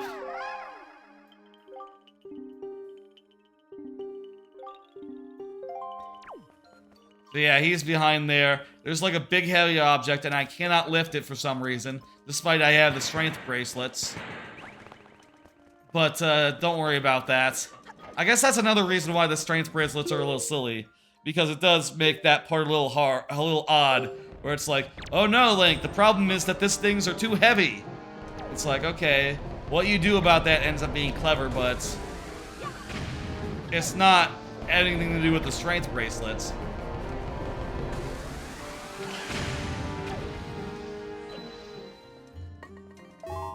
What are you playing now? Oh, I guess you're playing that Dave the Diver game. You looking forward to tomorrow, Trebucket? You know Dan's doing like a net thing again. Have you seen Annette with the various watch parties that he's done and his sister has done? You know that he's doing like tomorrow, Dan Reichert is, he's doing like, he's gonna make his dad watch it, who is going to hate it. He's gonna hate it, and I'll tell you, I hate it, and I'm looking forward to seeing how much he hates it. He's gonna really hate it. That's delicious to me. I don't know why that is, you know, but it just is. You've seen Annette in one watch party. Commentary is amazing. This movie sucks. Yes, absolutely. I think it's hard to deny that. I mean, I'll say Annette goes full ass. It goes full ass, right? Puts his whole ass into the movie. But, I'm not that big into ass, I guess. No. I'd rather a movie that's, like, not so far up its own ass that it is ass.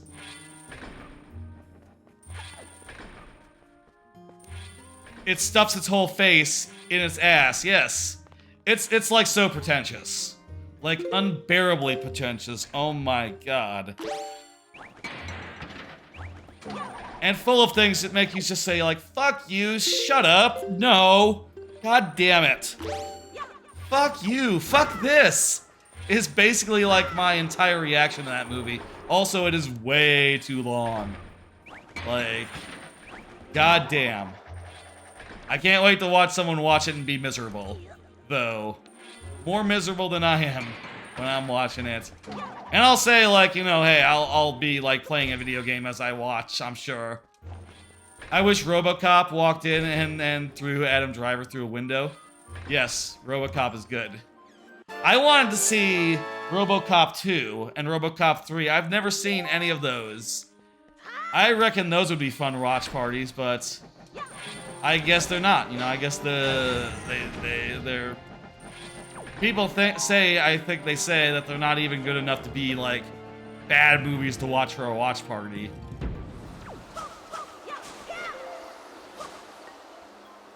Do you know anything about RoboCop 2? You hear it's okay. 2 is okay. 3 is supposed to be bad. I've heard, and you know what? Actually, this was confirmed in the watch party of RoboCop I watched like last week. More Giant Bomb talk, by the way, if you're curious. If anyone doesn't know, Giant Bomb, it's a website that I like, gaming outlets. They said in that watch party that like the villain of RoboCop 2 is a robot called RoboCop 2, the sequel to RoboCop. That sounds like it would be a good idea, but also it's not made by the guy who made the previous one so good, and Well, this doesn't seem like a movie you should just like pitch off on pitch off. You should just like give to like some random guy, you know? You probably want to use the original talent, considering that's like the main reason it's good. The Wizrobes are birds in this one.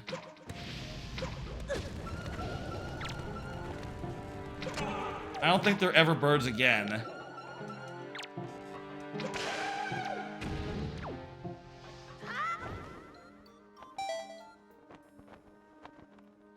I like that though. Just making a random character, a random monster, a bird. You know, it gives this some personality. Yeah, they're toucans. That's what they are. I had forgotten about that. You know, there's a lot of stuff you forget about when you don't play a game for a while, I guess. Only see it off, like, secondhand. You know, maybe watch a stream now and again. I like whenever they do a GDQ, I like to see the Wind Waker run. Wind Waker, I think, is a fantastic speed game. And really interesting how they route around the ocean and how they, just... I'll say this, one of the best parts of any Wind Waker run is, like, the start, where they do some horseshit trick that lets them, like, skip going and getting the boat. And they just sort of fly across the ocean, and, you know...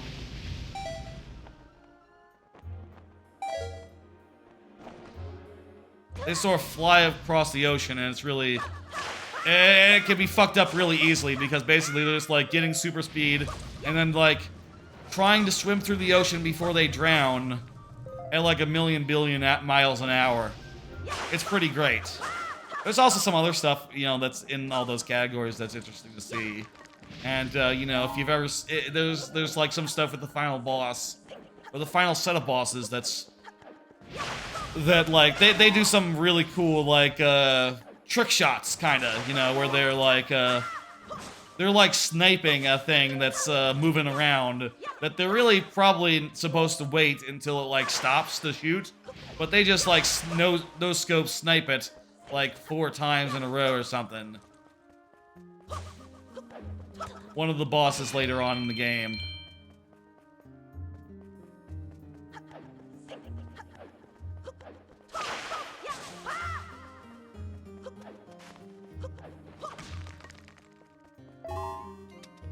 Ugh. I really enjoyed... I'll say again, I really enjoyed last night's stream. Oh, and also we'll get back to X at some point. Whatever, man. It's a whole thing. We'll talk about it in a bit. I really enjoyed last night's stream. BizHawk Shuffler, it's a hell of a thing. Definitely want to one day do that again. I don't know, I don't have any immediate plans to do, like, another such one. Like, right away. Overall favorite Rare game from the last stream? Well, I was playing, like, 5 of my all-time favorites. So, you know, you can just look at my all-time favorites list to see. It's DKC2. That game is number 2. It's like a top 2 game for me. The rest of them are up there as well, in like maybe the top 20 or the upper echelon, but DKC2 for me is unrivaled among those. It's certainly not It's Mr. Pants. I'll tell you that. Do you know about It's Mr. Pants, Trebucket?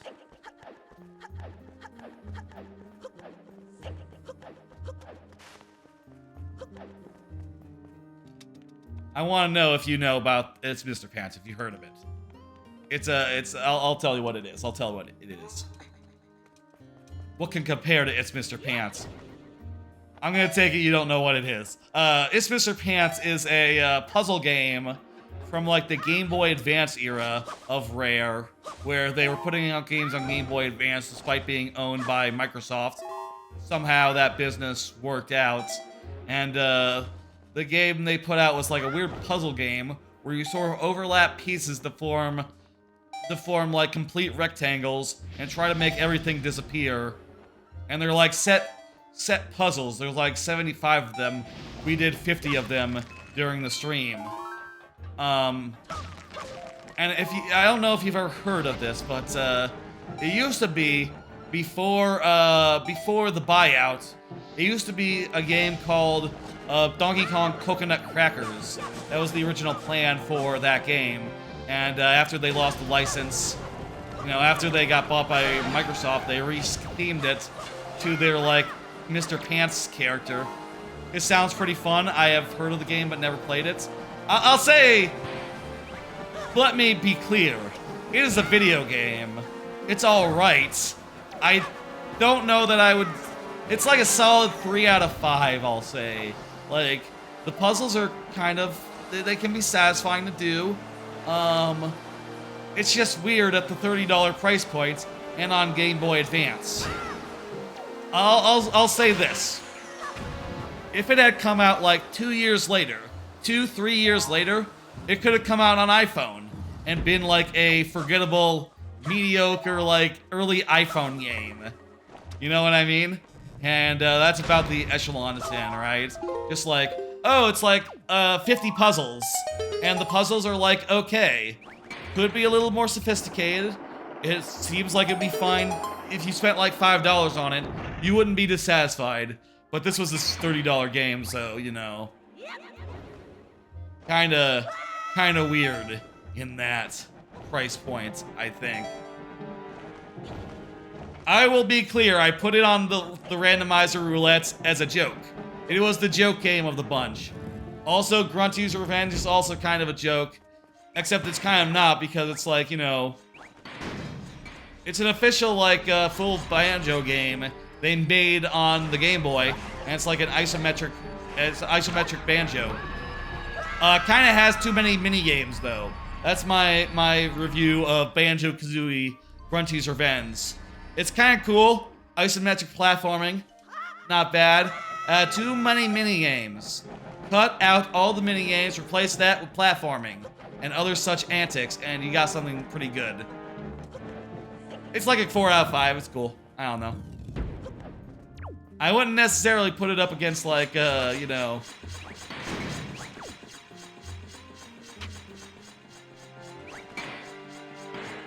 It was interesting to play alongside, like, the 5 of my favorite games of all time.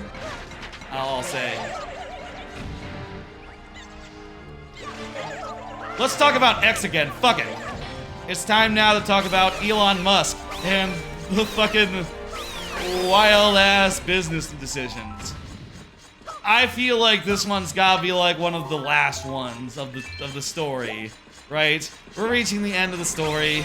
Elon is trying to spin Twitter into a everything app, sort of like WeChat or We app. What's it called? WhatsApp.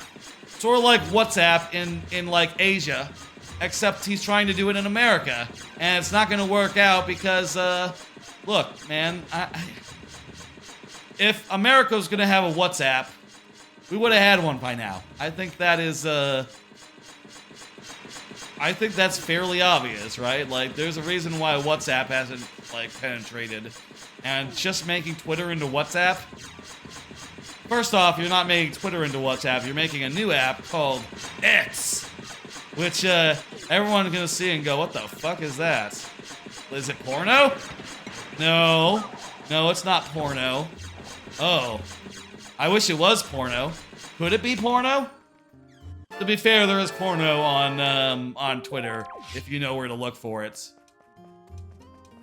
You can find pornography on Twitter. And by God, I hope you will always be able to. I hope they never, like, reel back and say, no more porno. That was a mistake that Tumblr made when they said no more porno. No one likes it when you say no more porno. A very unpopular thing to say no more porno.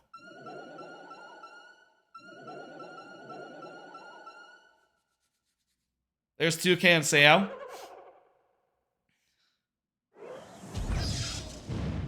It's good to be lax about porno, I'll say. We like that about it.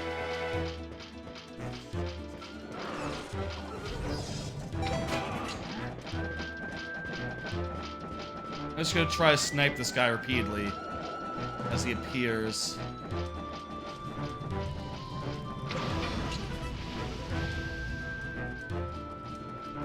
Is the knight also a toucan? No, he's a dog. Look, I'll take out his helmet. You can see he's a dog.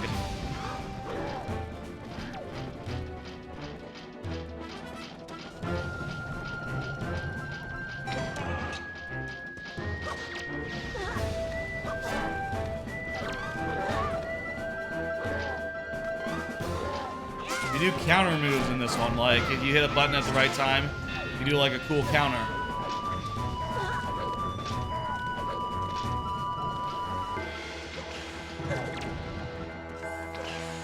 Pretty cool. Two toucans and a pooch, that's right. That is what this is. I like the designs here. They're good enemies. This is also where macablins come from. You know, hey, speaking of enemies that came from this game, there is an enemy that appeared, I think, here for the first time. Well, these moblins were one of them also, but... See, these guys are pigs.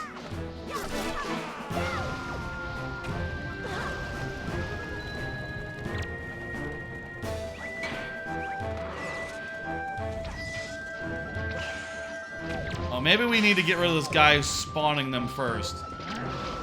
Then we can worry about everyone else. Okay. The moblins have such a unique style. It's a good style, too. The character designs, the enemy designs here, top notch.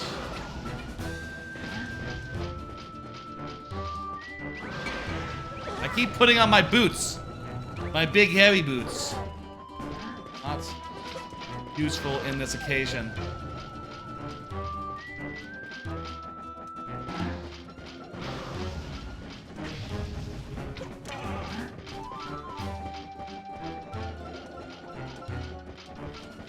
Ah, hello.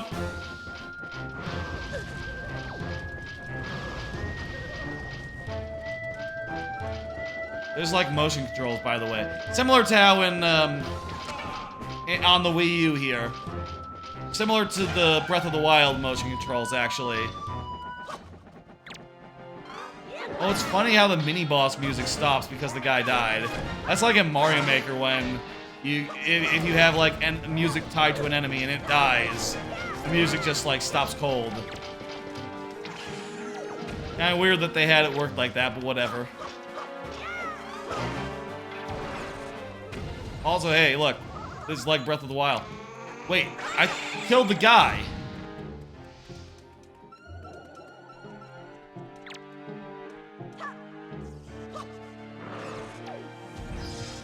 Oh, that guy also summoned stuff? Okay, shit.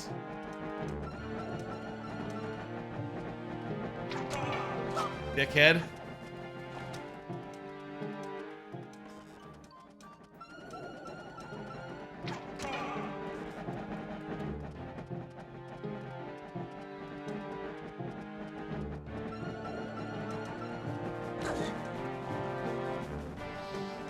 Wah!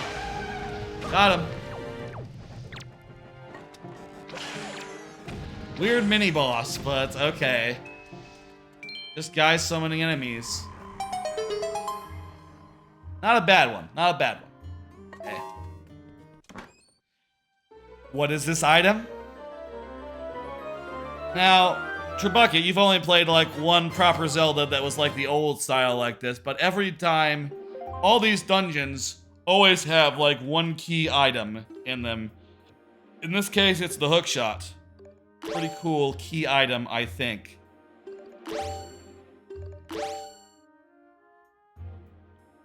Let's see. Give me the leaf.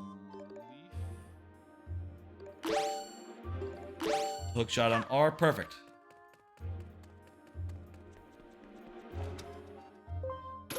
In this case, it's a hookshot, and, you know, you use it to... Is this your first time seeing a hookshot? It is like a better grappling hook, that's right. I'm also using the touchscreen to switch items, by the way, if you're wondering.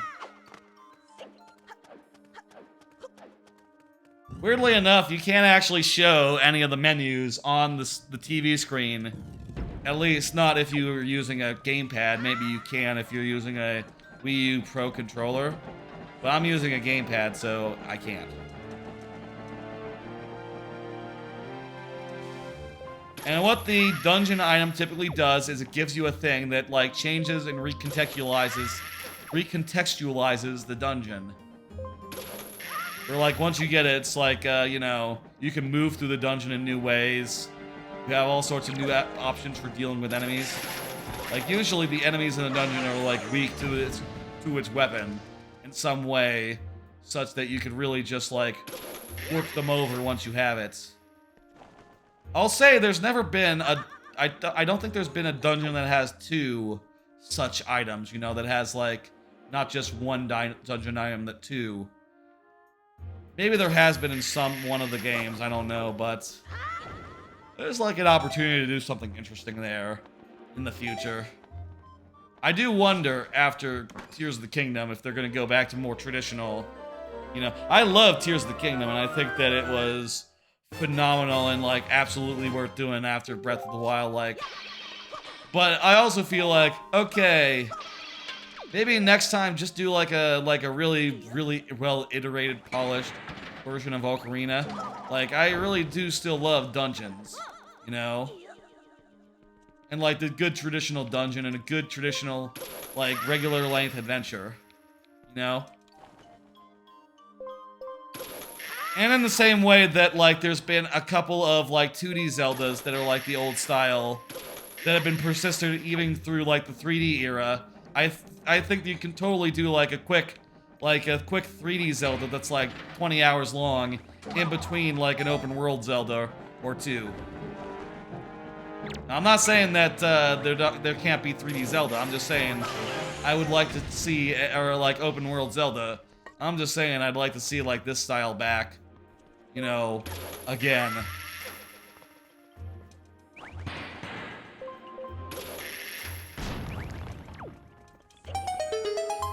Oh, cool, we found a chest. Look at this, it's a chest. It has a joy pendant. That's shit. I don't know, I guess this area.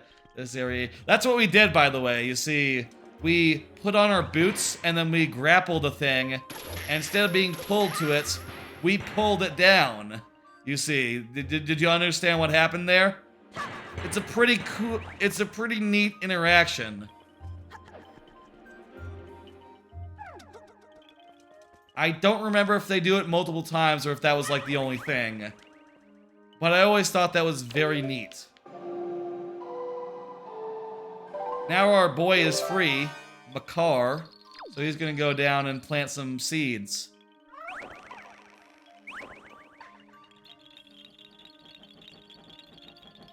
Oh my god, that's gonna make a chest appear, isn't it? I would only like to go down once the fan is on.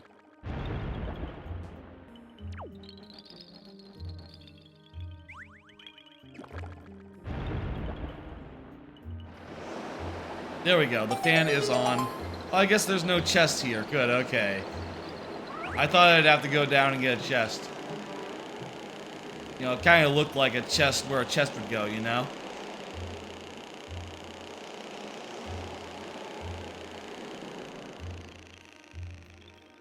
This is a cool chamber. Yeah.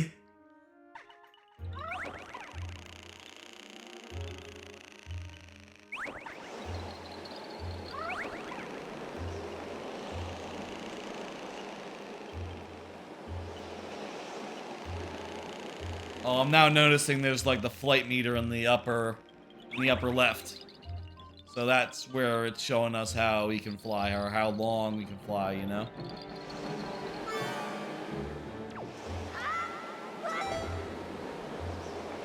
Okay, we can go up high now.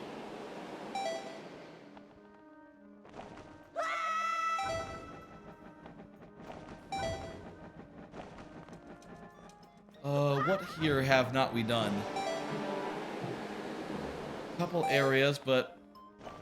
Whoop! Bah. Somehow got away without any damage. I will say, I think that maybe they could have gone without... Here's a little nitpick. You want? Are you ready for me to nit a pick? I think they could have gone without the leaf using magic. If you could just, like, always parachute like the paraglider, that'd be a good thing. Don't think anyone would complain about that. I'll say, by the way, I have given more thought to what the next playthrough game will be. And my plan right now, by the way, is I want to play through, do a replay of the first campaign of StarCraft 2, Wings of Liberty, and then I want to do some sort of Nintendo playthrough after that, and basically go back and forth between Nintendo and StarCraft for like the foreseeable future. Like that'll be the next couple of Let's Play series. No. The next couple of full playthroughs, if you will. That said, I was thinking about the next Nintendo one being Metroid Prime 2, but recently it was rumored, it has been said, that Prime 2 is supposedly coming out soon on Switch, according to rumor man Jeff Grubb. So I'm thinking maybe hold off on replaying that until there's a Switch port. I reckon people are saying, or at least the rumor goes, it's not going to be like fully redone like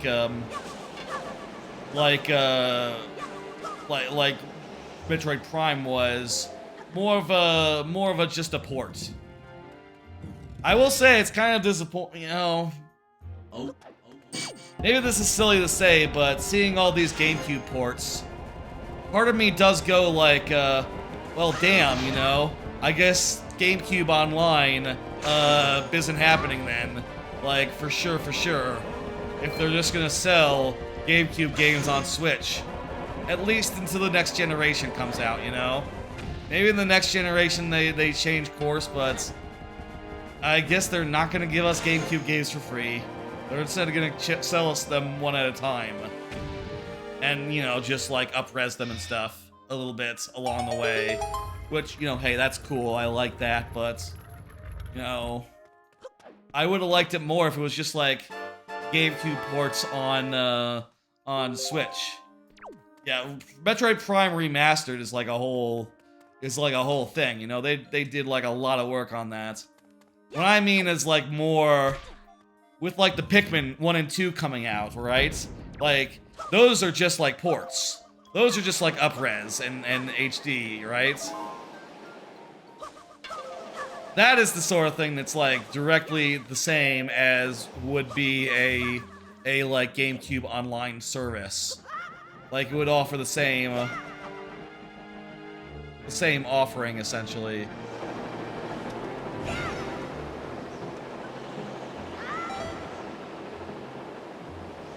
I guess it's a good thing, realistically. You know, if they weren't going to give us it for free, it's a good thing to just sell it then and get it out of the way. And hey, you know, there's plenty of GameCube games that they might remake as a result of getting around to it, you know. Obviously, these two, Wind Waker and Twilight Princess, are like hot on everyone's minds because they're the games that were on Wii U and never came over. You know, they were ported to Wii U before this version, in fact. But you know, we could see TTYD. We could see.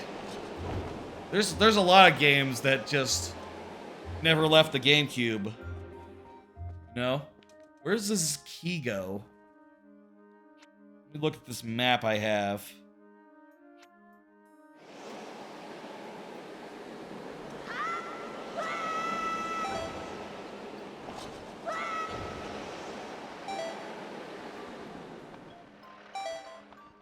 Not sure where this key takes us. There was in the previous room, there was like a locked door. Maybe we go there. I would buy... I'll say this. I mean, obviously. I would buy... It's quite obvious. I would buy a TTYD remastered. I would do that. Provided they didn't, like, ruin it in the process. I would... would I buy a Paper Mario remastered? You know what? I would worry about Paper Mario remastered. First off, it's already available on Switch. Second off, I don't want them to do the white outlining thing that they've done with recent Paper Marios. I really don't like that style, and I don't want it anywhere near original Paper Mario. Right? I'd be worried about that. But like TTYD, I hope if they do TTYD, they keep it the way it was, you know? They don't try to, like, change it and make it into, like, Color Splash style, you know?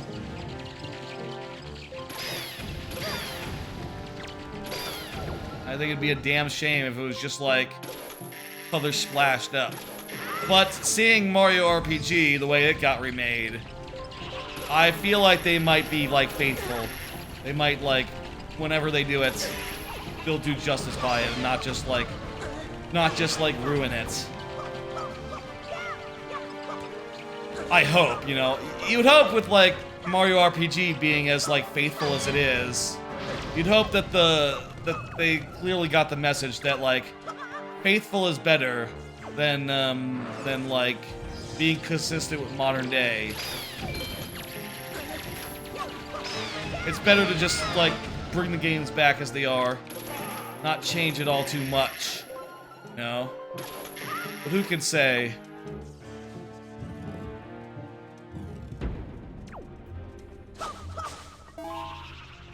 Shit, I need Makar. Makar, you need to come with me.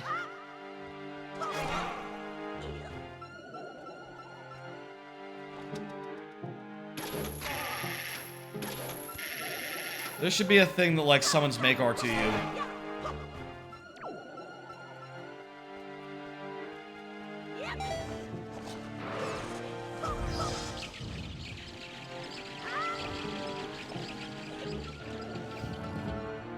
Alright. Makar's in this room. Need him to come to me, and then we'll proceed up that hallway. You could say I'm, making do. That's nothing. Makar do. I'd be able to fly. To, like, start and stop flying there.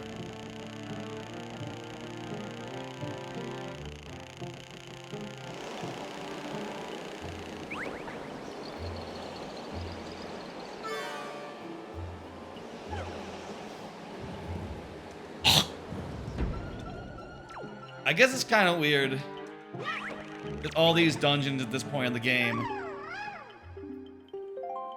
I know this. It's kind of weird that all the dungeons at this point in the game rely on, like, controlling a side character, you know?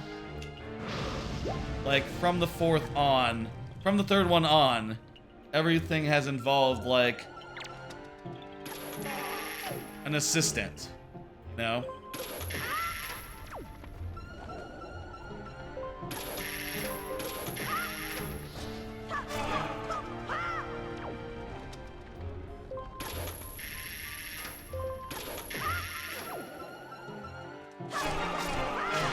There we go, he's dead now.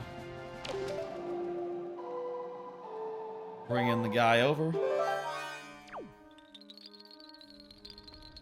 X is just a terrible name. Just a terrible name. And, like, Elon apparently has just been obsessed with naming company X for the last 20 years. And no one knows why. Apparently the story is that he wanted to get X.com, Y.com, Q.com, and he was trying to figure out his options. And he asked the waitress, like, which one she liked more, and she said, X.com, I guess? And he said, like, oh, brilliant, I love it. That's gonna be my next 20 years. Where'd Makar go? Oh. He's still there. He's sort of a weird fuck, Elon is.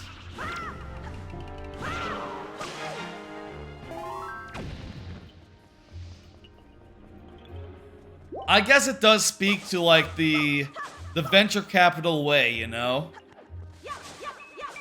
They would like to take a stable, regular-ass business that does a thing well and has, like, brand recognition, take it and, like, turn it into something it's not, just in the hopes that it turns into a billion-dollar thing. No. They would rather burn it down than let it just stay the same value, you know?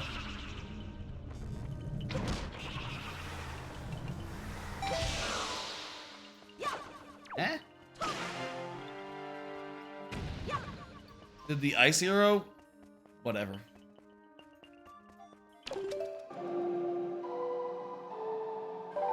They'd rather burn down something than let it just be like... than let it just like quietly exist, you know? And do a thing well. And let it be stable. Which is a shame because if you're not like a venture capital asshole, I think we all benefit from stability in our lives, you know? Stuff we can depend upon is ideal. But they're not looking for something that they can depend upon. They're looking for something that might end up possibly making $250 million, you know, or $250 trillion or whatever the fuck. You know, they're looking to be the next whatever. They're hoping everything just blows up and becomes a sensation. And presumably they know their chances are 0 or nil, but, you know, they gotta try. Same stuff, same story with all the meta stuff and all the metaverse, you know? And I'll say clearly, obviously, the metaverse, this stuff that they've been doing, that the Twitter's been doing, far dumber of a gamble than the metaverse. Even though, like WhatsApp is a thing, you know? WhatsApp exists. There is an everything app. It's not such a fanciful idea. But still, the idea that you'll turn Twitter into that, and you'll do it just on what? Your reputation? How exactly is this going to become an overnight success?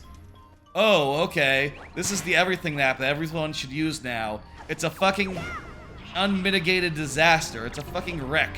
It's half working. It's cheap. It looks like it was thrown together in a minute. How exactly is this gonna get the people coming? You know? This is not going to... Even if the people were interested in a new social media app, which I really don't think that they are inherently. You know, I don't think people walk around going like, oh, I'm looking for a new place to hang out. I'm looking for a new digs. Even if they were looking for new digs. Like a disheveled wreck of a website that's posturing as the next big thing isn't gonna bring the crowds, isn't gonna bring, like, the kind of penetration they're looking for. But I guess, you know, hey, it's a 1,000,000 to 1 shot. And, they're willing to take those odds, you know? 1,000,000 to 1. Well, you're saying there's a chance, is the thing. That's the thing. That's, you know, from a movie. You know the movie.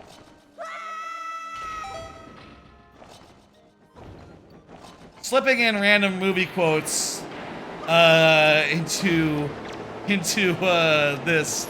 I don't know about that. Let's not do that again. I'd rather not just say like I'd rather just not do random movie quotes for no reason. That's not that fun.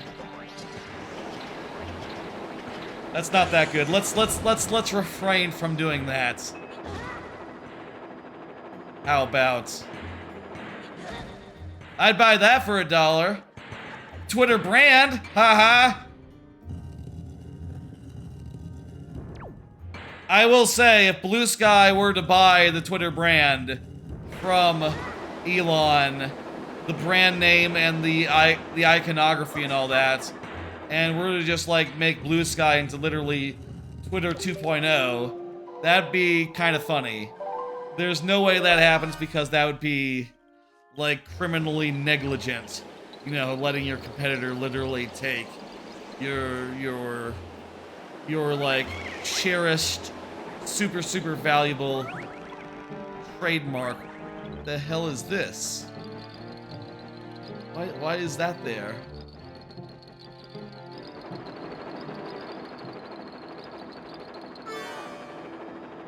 I don't get why this is there.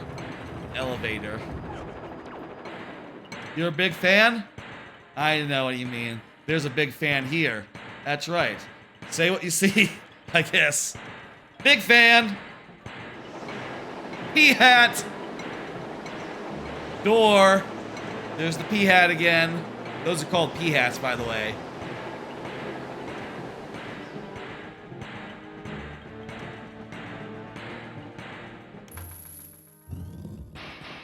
Oh, is this a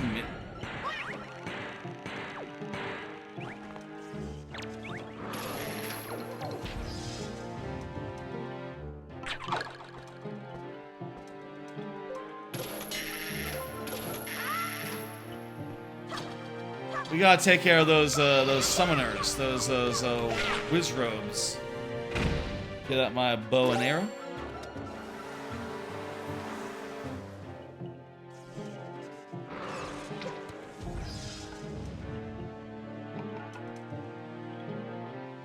Where did he go?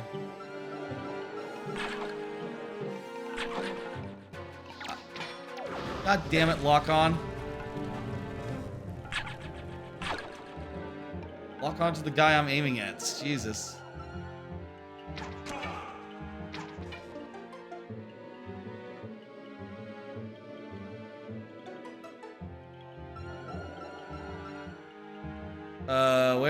Where? I don't see. Oh. Damn it.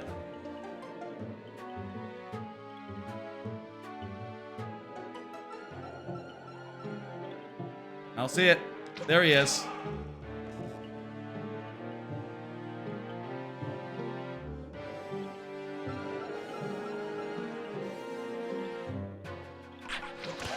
I wonder if there's supposed to be directional audio.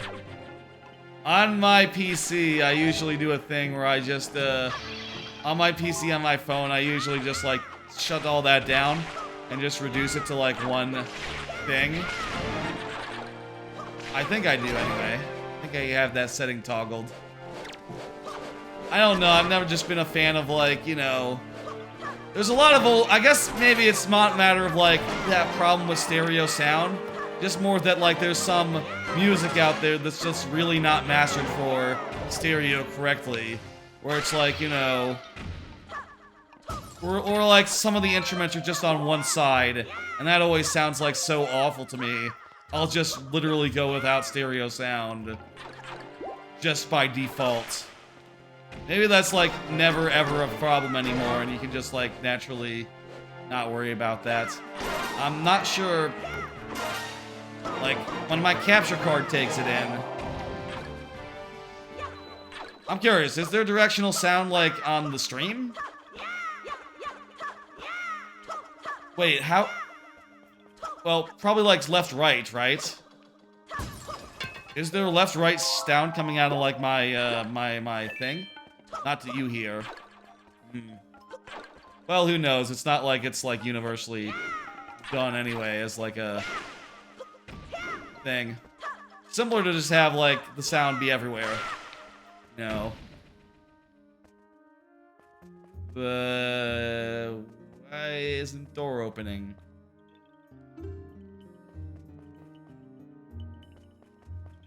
Oh, I think there's still, like, something or other here.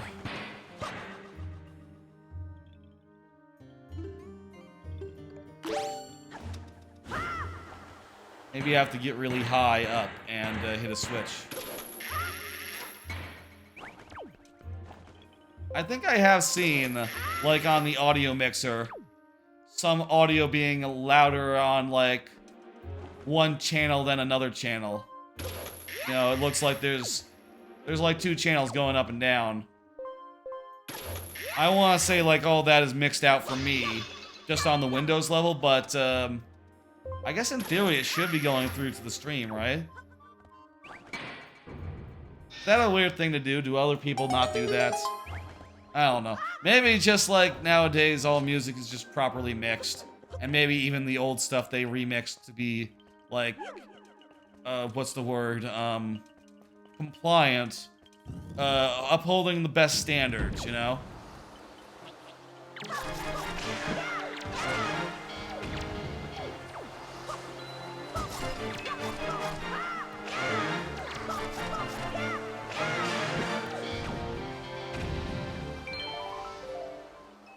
I think we might need joy pendants for like one of the Triforce things. So it's probably good that we're getting them.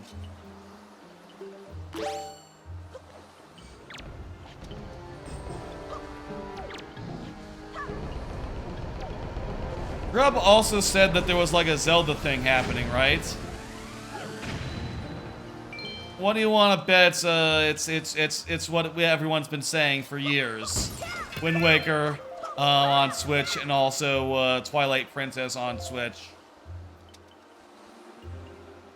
I'll say, Jesus. I'll buy it. Okay, you know what? I'll buy it. I just replayed this one. I never did finish replaying Twilight Princess on the Wii U. So like maybe it wouldn't be the best idea, but like these games are like important enough where you want to own like all the copies of them on latest hardware, probably, right? It would be unfortunate for that to happen like right after I finished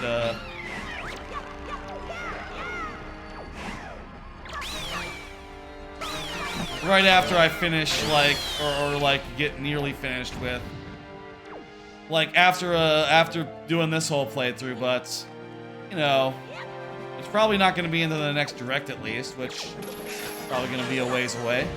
So it won't be like that soon, I think. And like I could do Twilight Princess that way, potentially. Twilight Princess, I'm just not as into, but it's alright. It's got great dungeons. And the wolf form is cool. I'll say that the wolf form isn't as good as any of the forms in Majora's Mask, not by a country mile. But it's like alright, it's fun. I will say, by the way, Trebuckets, Majora's Mask can be hard to get into for the first time. You know, you have to deal with the time of day thing. Not the time of day thing, but like the 3-day limits. Can be a little hard for a first-time player. My only recommendation is that you can slow down time by playing the Song of Time backwards. So just keep that in mind when you get it. You can slow down the clock and get more time. Still might be difficult to go through those dungeons and unlike on the first time, get everything. And those dungeons are full of like side things that you can get. And if you get all 30 of the side things, you get like a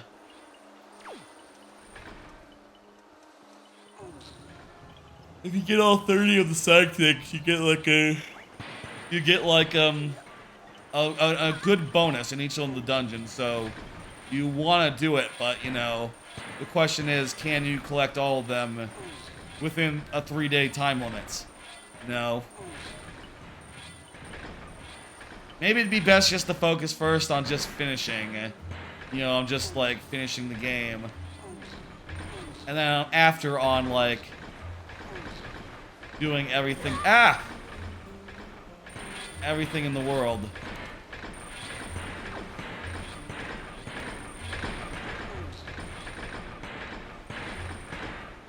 I want to see the boss fight that hitting the bed. Yeah, we're close.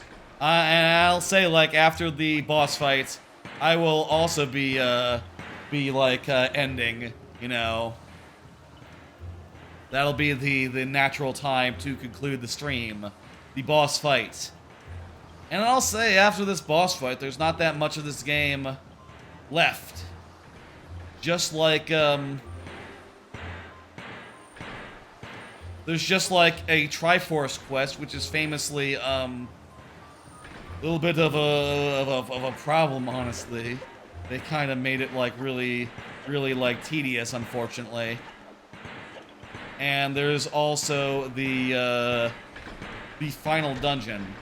So I'm not sure, like, next week, like, if we can just do the Triforce quest and that's it, or if it'll be like the finale or so.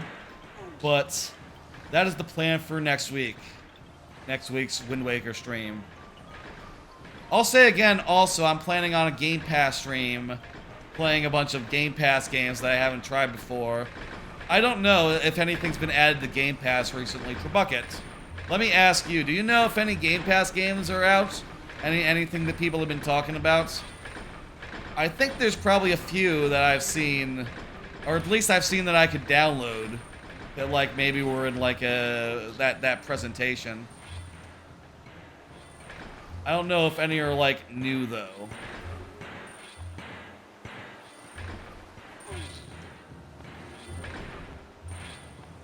That's good enough.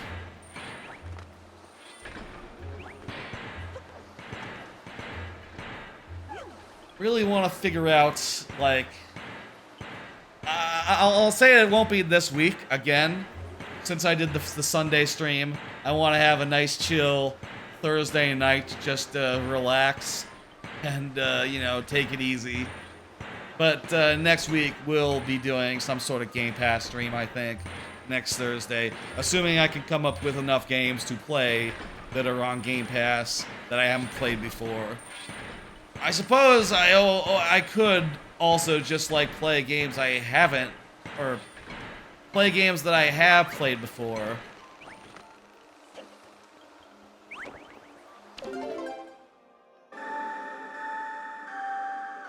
Like, I didn't play any more Atomic Hearts, for instance, or Atomic Heart.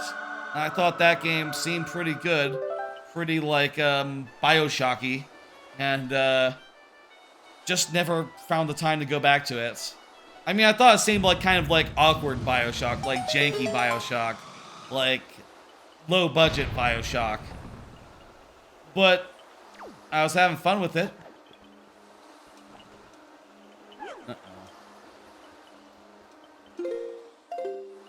We don't have the boss key, do we?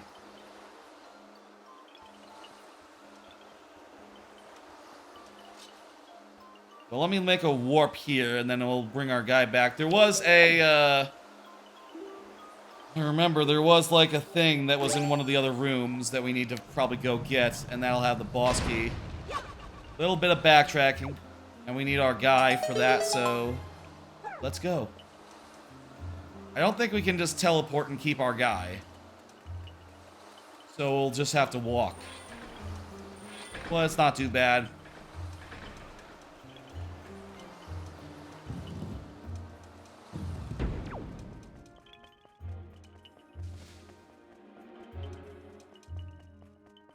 Please just let him clear this gap.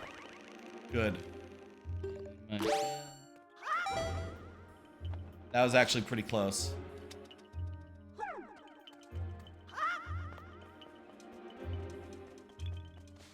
A nice 3.5 hour stream. That's a good length for a playthrough night.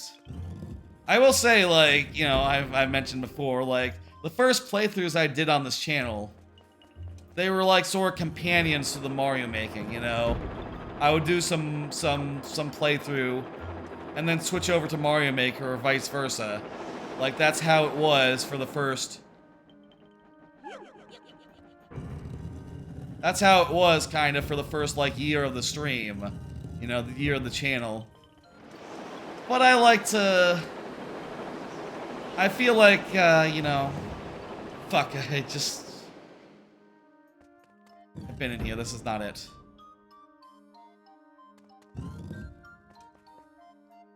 I feel like it's better to like, at least for these playthroughs that I've been doing recently, a lot of them are like longer than the ones I was playing, I guess, at the time, or like in earlier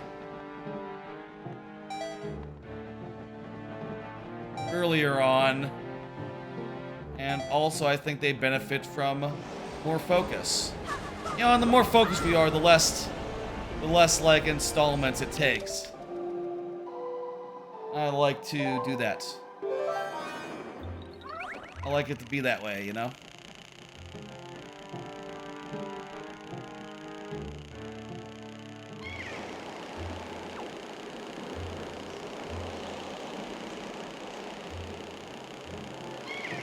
Oh, he's gonna fall. He's gonna fall right now. Good, he got to a good place at least. God damn it. I was kind of hoping to just like feather it and like descend gracefully. Alas.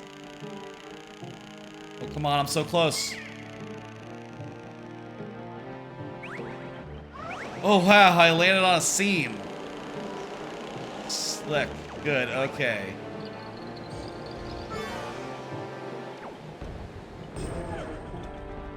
Alright, let's go in here. I think this is the way forward. There's like a door. Yeah, there's like a door on the other side of this. And we need to do our thing, and that will, give us the other thing, you know? We're gonna play our instruments. One more time.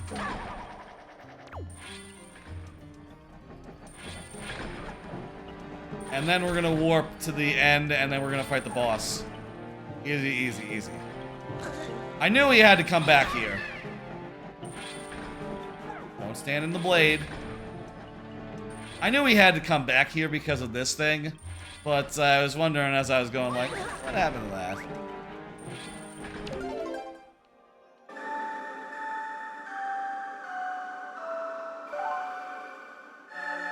Is this gonna be like a mini boss, or is this just gonna be here's the key? I forget. Let's find out. You know what? This song is good, and we should listen to it. It's sort of the main theme of the game. A segment of it, a clip of it, a part of it. The Earth God lyric is also part of it.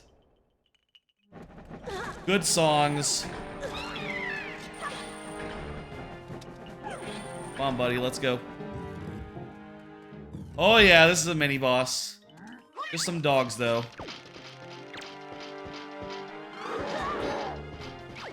Hit the button with good timing, and we'll be good.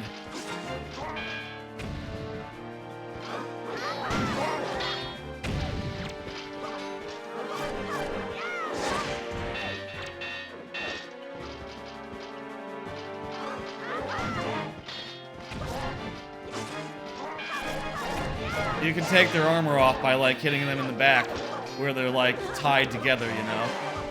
It's pretty neat. I think that's a great little bit of personality in this game. A great weakness, just, like, get around them and then, you know, pop off their clothes. Pop off their clothes? Weird thing to say. It's not like a sexual thing, you know? No. I hope not. I hope it's not a sexual thing. Pop off their armor in a non-sexual way.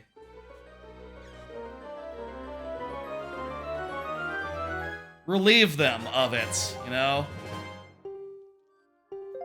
Okay, we don't need the boy. He'll find his way to the end room when we need him. Where's a teleport pot when you need one?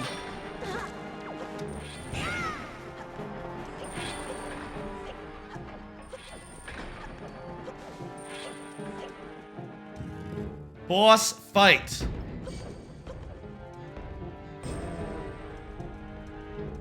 Let's go. Oh, I'm out of juice.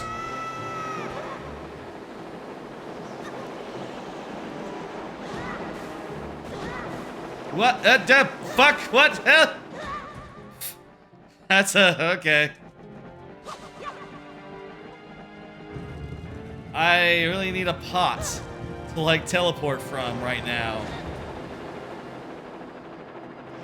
I feel like these Sasuke should die getting under the fan like this. It's like a wind tunnel. How are they flying? Maybe they're, like, really, really heavy. They just are like weighed down.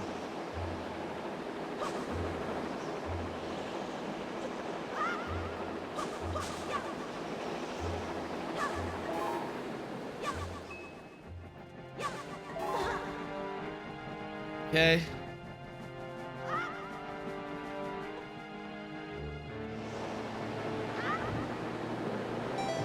Now, which way is it? The teleporter, nearest teleporter, please. I think it's this way. Get here. I guess we could also save and quit and then, like, go in the door at the start. Or in the pot at the start, I mean.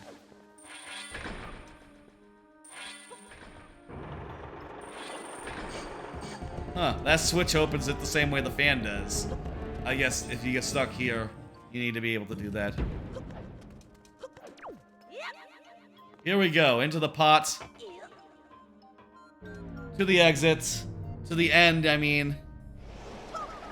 Oh crap, there was totally a pot in the main central room. Oh well. It's fine. Just a small diversion. Boss! It took a long time to realize the sweeping blade device has been in Zelda since the first game. The sweeping blade device? What do you mean? What's the sweeping blade device? You mean the sword? You don't mean the sword. Sweeping blade device. What exactly is the sweeping blade device? This is a cool... This boss fight has some of the best music.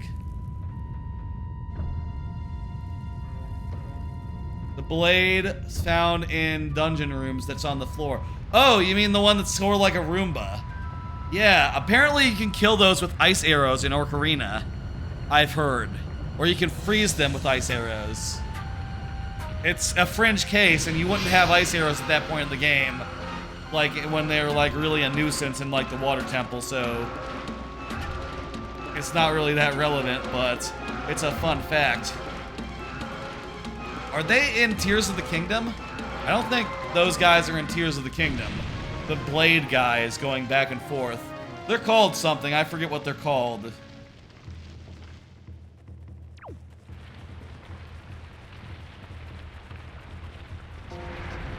Can you hear the music?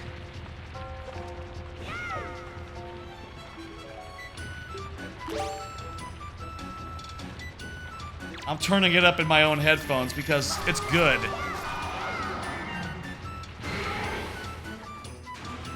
This was the break music for a while on this channel. Used it as break music. It's damn good.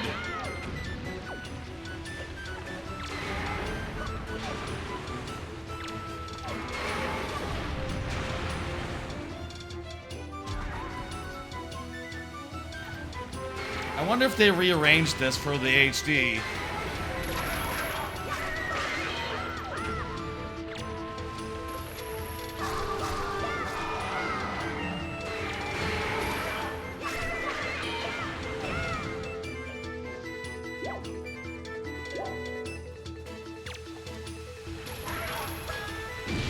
Ah! I don't have, like, a fairy or anything.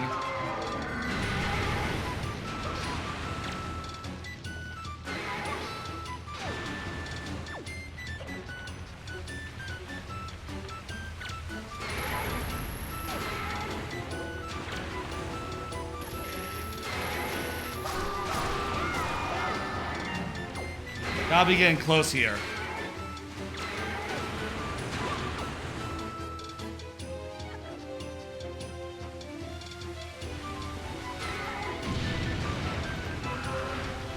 So I guess it's possible I might die, but I don't plan on it.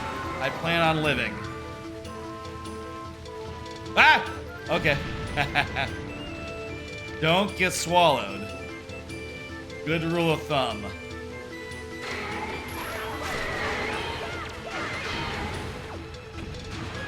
Okay, here we go.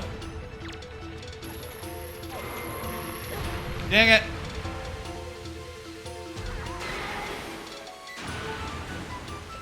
Oh, damn. I'm really close to death. But I think... What is this? Z targeting? No. Wrong target.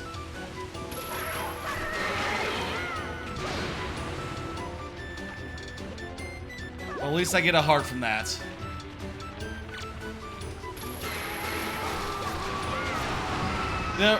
There we go. It's kind of weird, I think, that this whole, like, foresty dungeon kind of ends with a big sand snake. Like, was this originally intended for another dungeon? I don't know. It's possible. Seems possible to me. But it's a damn cool boss, so who cares, I guess.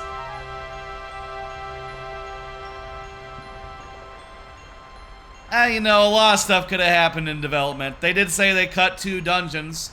Could be ideas from the dungeons that they had were combined in weird ways to give us, like, a big sand snake at the end of a foresty dungeon. Maybe originally the idea was to have it be like a desert dungeon. You know, like a grave. Which, you know, hey, that would be a kind of dungeon that's not in the game. We're gonna sing a song, and that'll be that. Our sword will be good, and next time we'll have to do the Triforce quest, which will be a whole thing. It's not as bad as it was in the original game in this re-release, but it is still a Triforce quest. It is still filler, and unfortunately, I'll say, like, when I played the game as a kid, I would get to this point, and I would say, okay, thank you, I'm good. I'm done for now, I'm gonna play some other game. You know, I would end a lot of playthroughs here, at this exact point. But next week, we will be continuing on. We will get the Triforce, I assume. Or we will be very sad that it takes multiple weeks to do it. Whichever way it ends up, that'll be next week.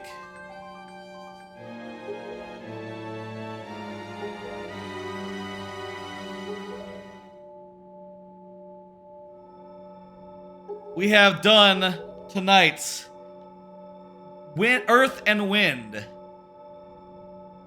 And not in that order. Wind and Earth, I guess. What is the song? Earth, Wind, and Fire? No fire. Just Earth and Wind. We have done both of those. I guess there was a volcano at the start. There was a volcano at the start of the stream. The monsters are gone from the world? Yeah, it's a band, yes. They did the song September.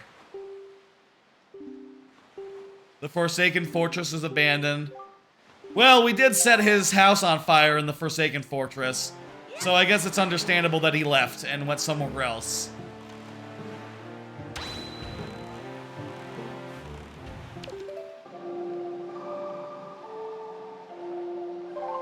Well, let's leave here. I'm gonna go back to Outset Island. I have realized since the last stream, I've realized that you can do a thing with Outset Island with Grandmama. I think you just have to use a ferry.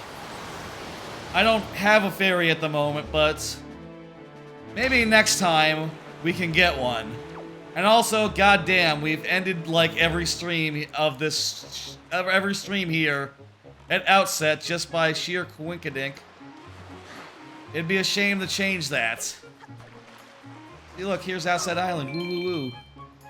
We've ended a lot of streams on Outset Island. I guess we've either started or ended streams on Outset Island.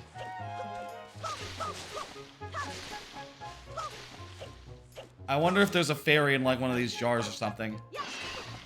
I don't think so. Let's go ahead and get going. Folks, I will say there's something I have to do at Outset next time as part of the Triforce quest, so it's not an entire waste to come here. Hey, maybe there's a fairy in this jar. No. And also, yes, it's true. It's great music. This music right here. Let me just check one more jar for a fairy, and then I will send y'all off. I will say a thing, and I will say my plans for this week. Which are, you know, tonight, pretty straightforward. I'm gonna see Grandmama real fast. Grandmama, are you still sad? I rescued Ari like a whole episode ago. Ariel's been rescued. She should be good. Where is she? You need a fairy. I don't got a fairy. Ah, you know. You're not you when you're hungry, Grandmama. Snickers. Snap into a Slim Jim.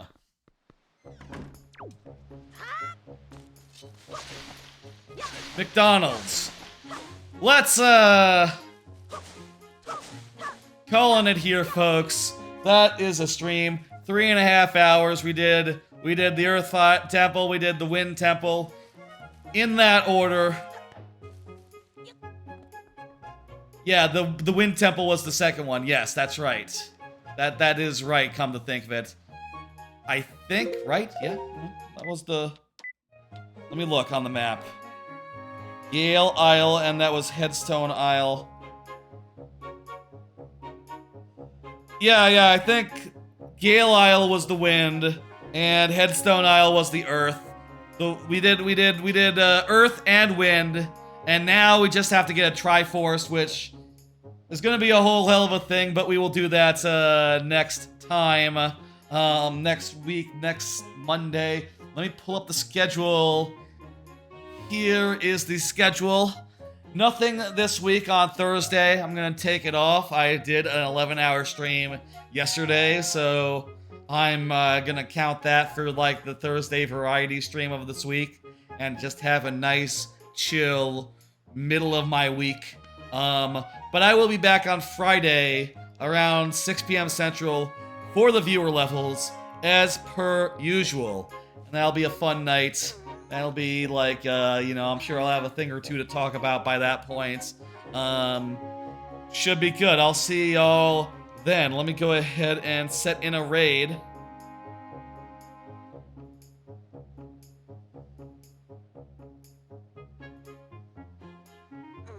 How about Ketrock? Ketrock is a StarCraft streamer. I used to watch a lot of Ketrock, like 10 years ago.